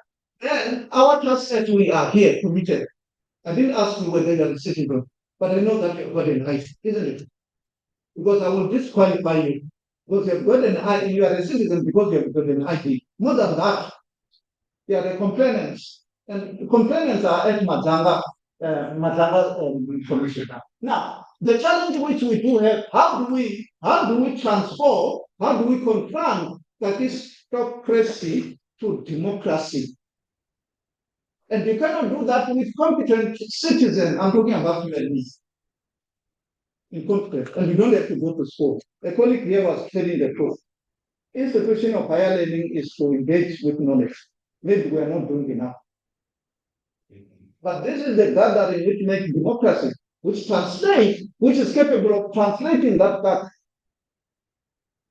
And remember that a truck can be a manure. I'm just giving you a bridge. This is what we're talking about. Now, having said that, it is also very important to reflect. We are asked to reflect on what is this democracy and what does that mean. And I'm saying that it is very much important to look at some of the pockets in which we are able to say that some of the things are working. I'm not going to go through this because what is known is known. There is a gap between people and the institution.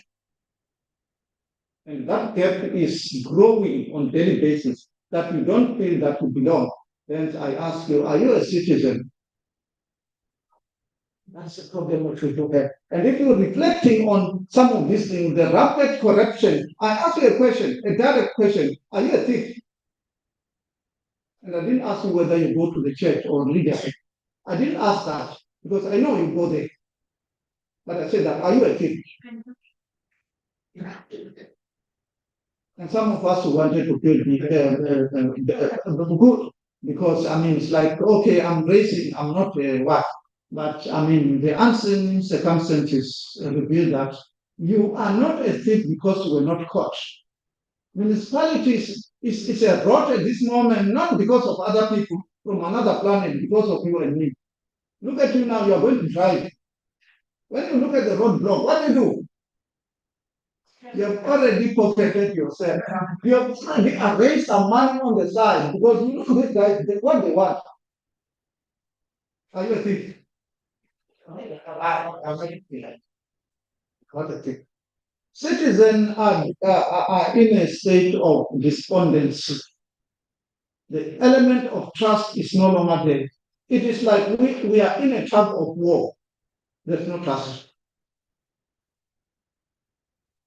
Those who work for local government, people, they don't want to see the IDP, which is so much fancy, which is like this. With some of the councillors, the majority of them who are illiterate, I'm not insulting any person who is here. I wish they can be translated into Zulu. But for me, it's not about the reading the document. Those documents can be preached so that people can understand. It's a commitment. And it can, I'm saying that it can be done and it should be done. But what kind of leadership do we need? That is the issue which you're talking about.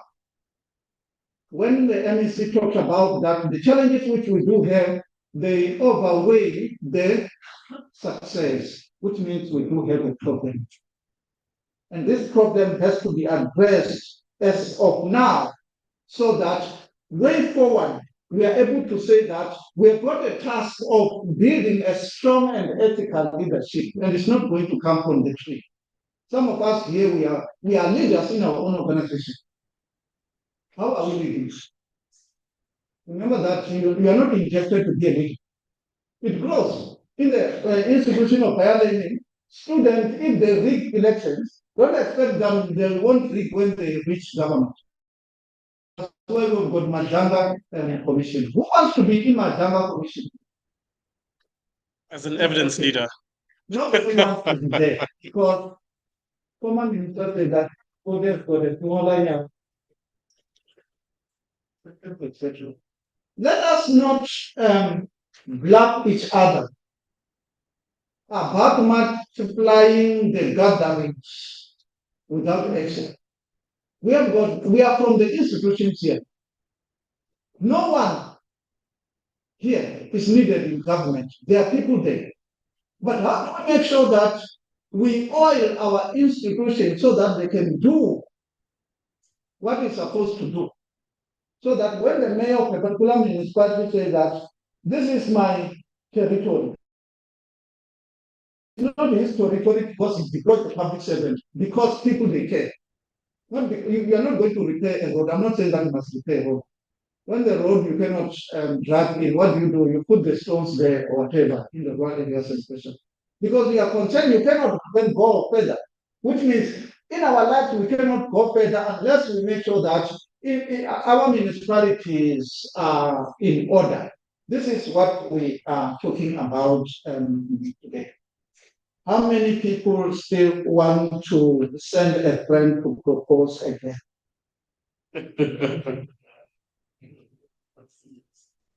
Now, as I end, I often hear something. I heard something very funny. Do you want me to tell you?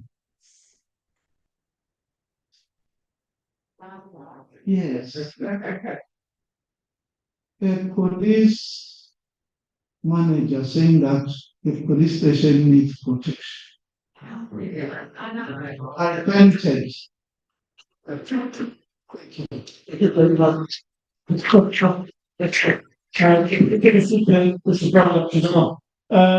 Yeah, that's how you know the signs of a withering country. When you have to see blue security on your police stations, it's like, guys, okay.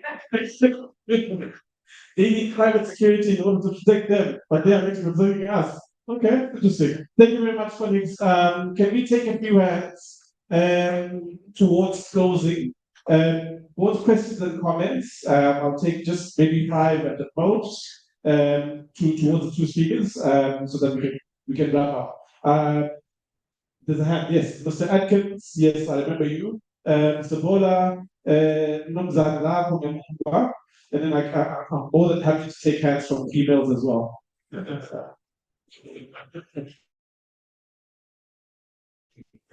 My wife is there, but she has not raised her hand. As he said, there's no delegated democracy in our household. Anyone else? So just those 3 hands. Thank you very much. You guys are great. I don't know if you're hungry or Mike, please come through.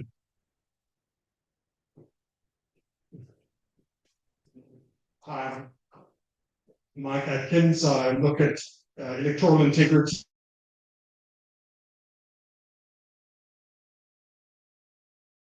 reform, inspired by the first year that could help to revitalize local democracy in municipalities. So not so much the governance, but the practice of democracy.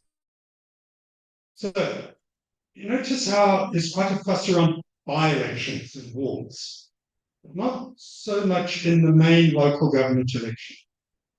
Because we have a system where our ward ballot also counts for the PR totals as to how many seats each party gets. It doesn't have to be that way. We just accept it because that's how it's always been, but it doesn't have to be that way. You see, what it does, it makes the ward election an extension of the party election. And every party has to contest every ward or they lose those votes. And if I support party X, but party Y has the best candidate, I'm not going to vote for party Y because I'm depriving party X of half a vote. So the simple solution would be de-link the PR from the wards.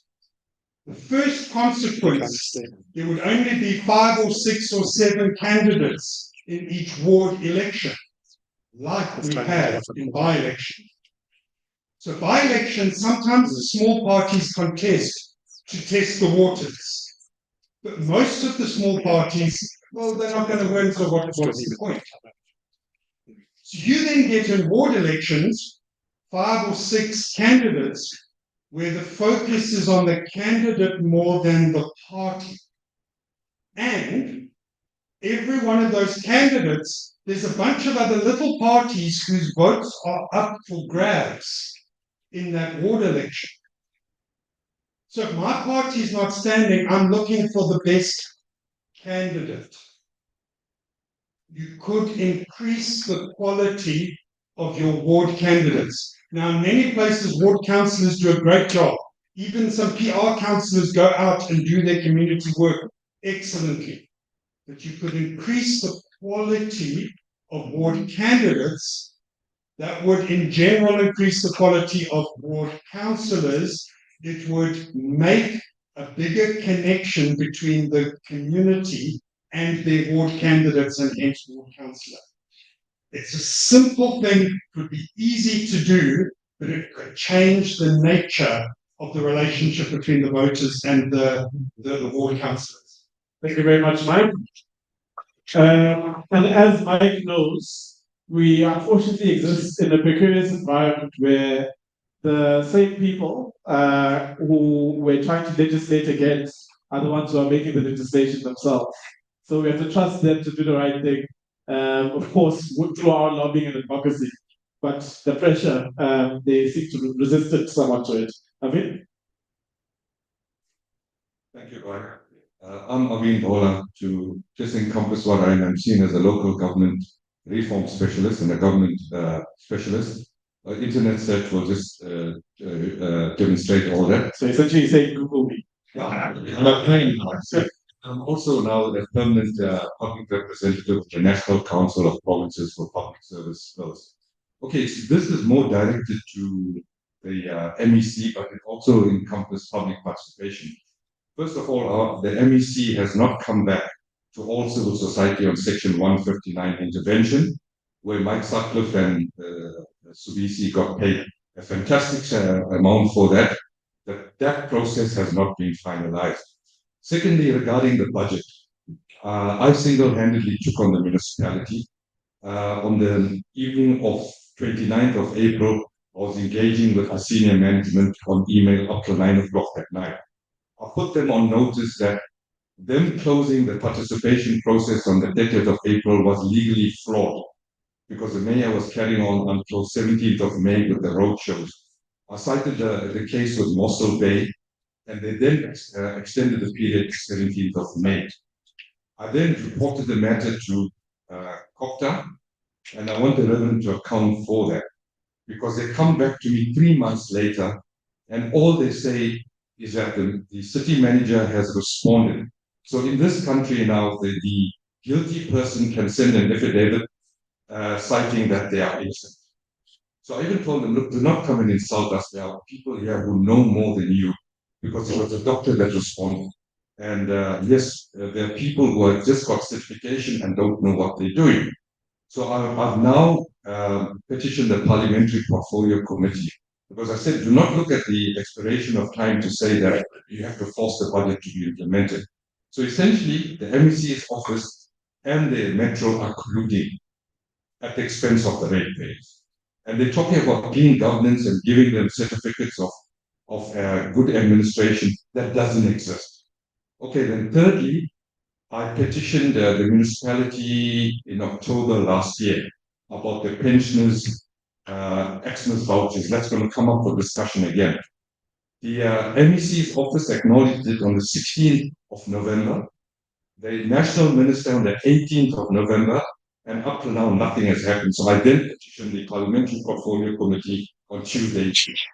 And I must say to Mr. Mhlongo, when I petitioned, that was the only office that responded. And it's the first in this country who had Mr. Daneshwar here. We went at our own expense. He subsidized the cost. We met with their office. And we have given them information which will now come out in the 2025-26 budget. So I just want to say the people who are sitting here and complaining that democracy doesn't work, we have the tools at our disposal, and we need to make them work. Just a correction, you said 17.2 of the Systems Act. I think you have made a mistake. 17.2 is to do with petitioning. Okay, that's all I wanted to say. Thank you. Thank you so much. Democracy works. We just need to find the right tools and mechanisms and ways around it. The final hand for today. Thank you very much. My name is Mboneni Begiswayo. I just have one comment and a question, especially for public participation. I think because the legislation is the one that prescribes that the Ward Committee must be chaired by the Ward Council. I think that is, for me, is wrong. Because here in the Ward Committee is supposed also to be a structure where the community is able to bring up issues to the council to take it to the council. But the composition of the Ward committees become a substructure or a subcommittee of a political party who the Ward councillor comes from. And that is a choice.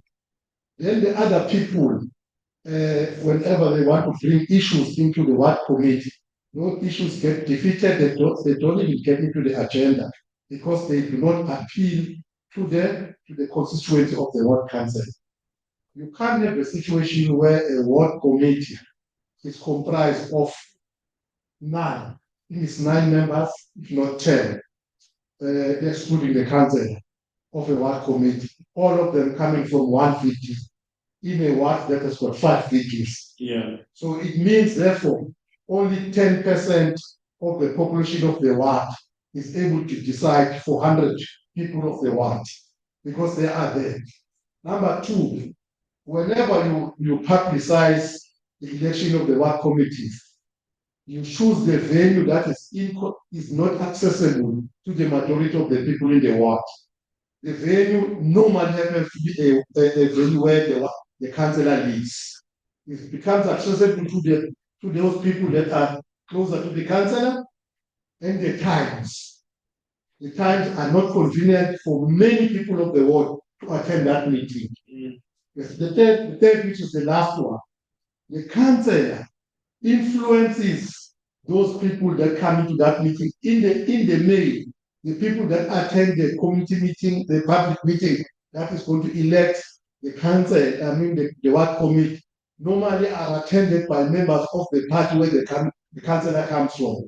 So he already influences who must get into the ward committee to decide the issues of the whole ward by a very small clique of the people. And 111 wards for HME. I can bet you go tomorrow and ask the speaker, how many of those wards, how many of the wards councillors have managed to have community meetings once in 2 months? You will be surprised.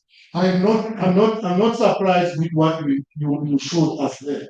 That in all the municipalities, not even 20% is able to manage, is able to establish ward committees. Where they've been established, they are dysfunctional.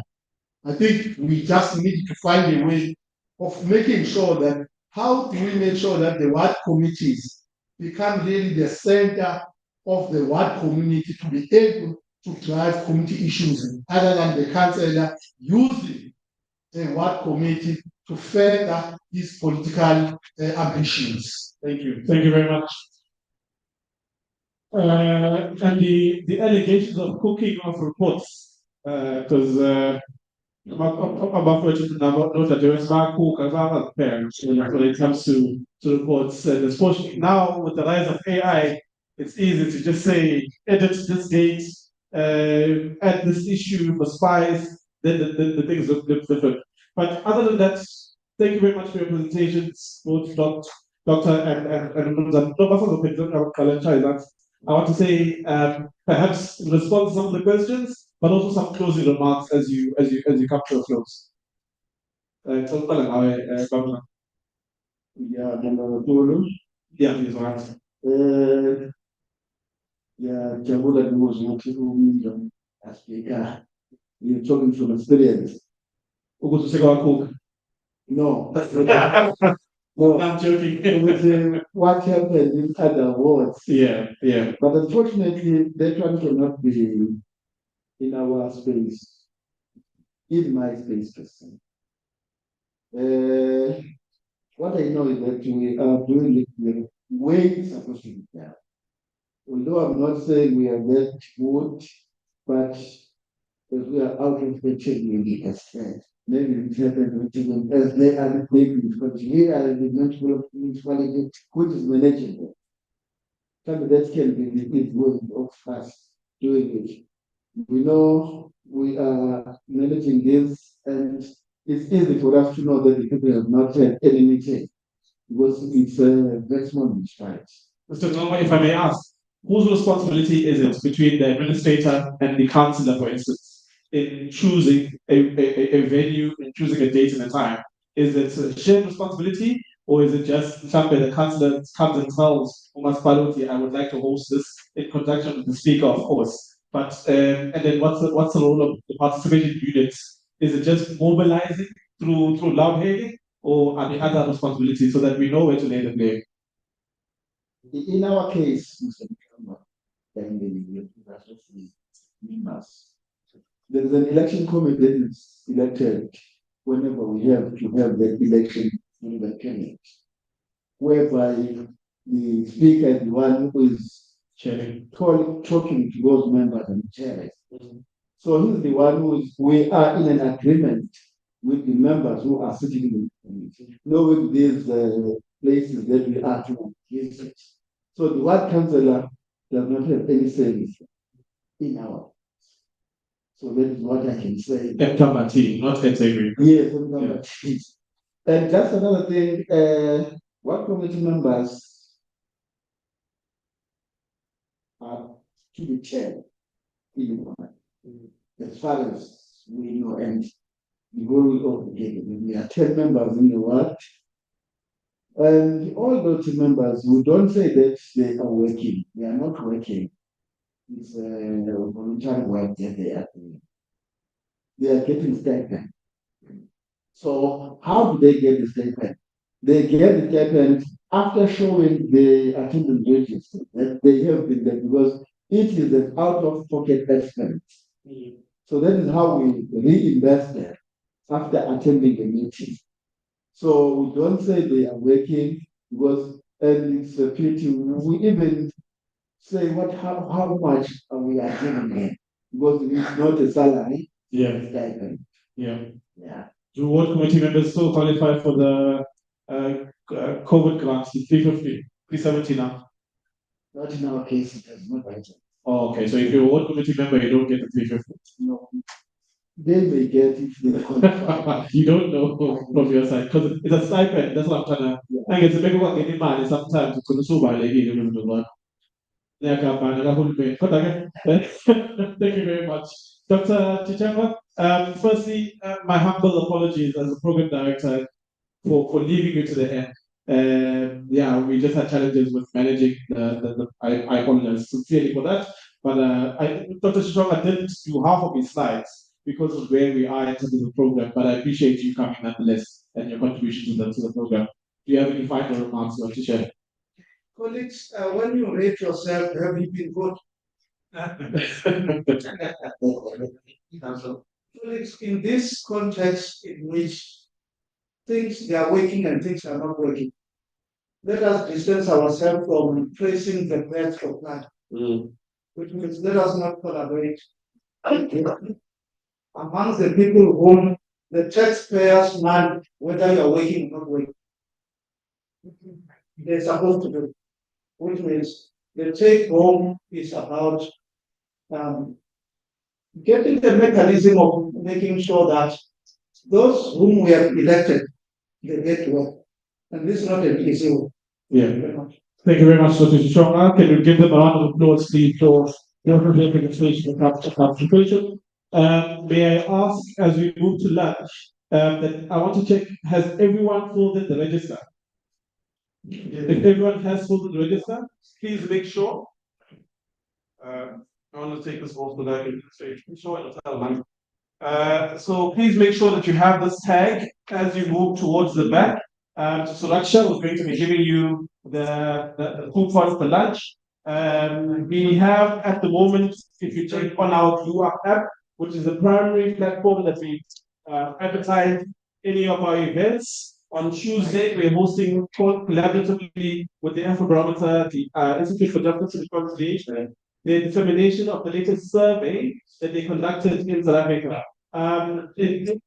Colleagues, on the continent, Afrobarometer is among the leading survey institutions with a very low margin of error in terms of the services they conduct. So in terms of the quality of democracy, the relationship that they have, will have institutions and the participation, my Afrobarometer is doing very well.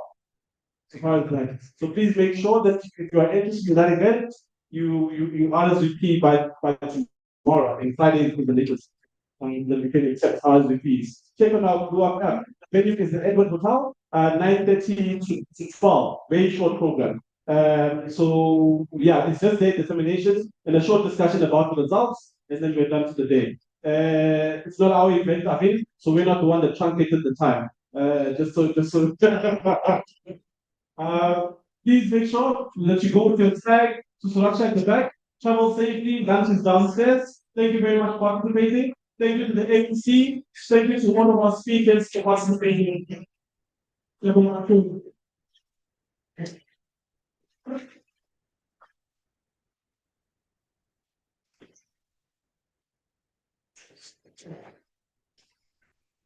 We can fix the problem. Thank you.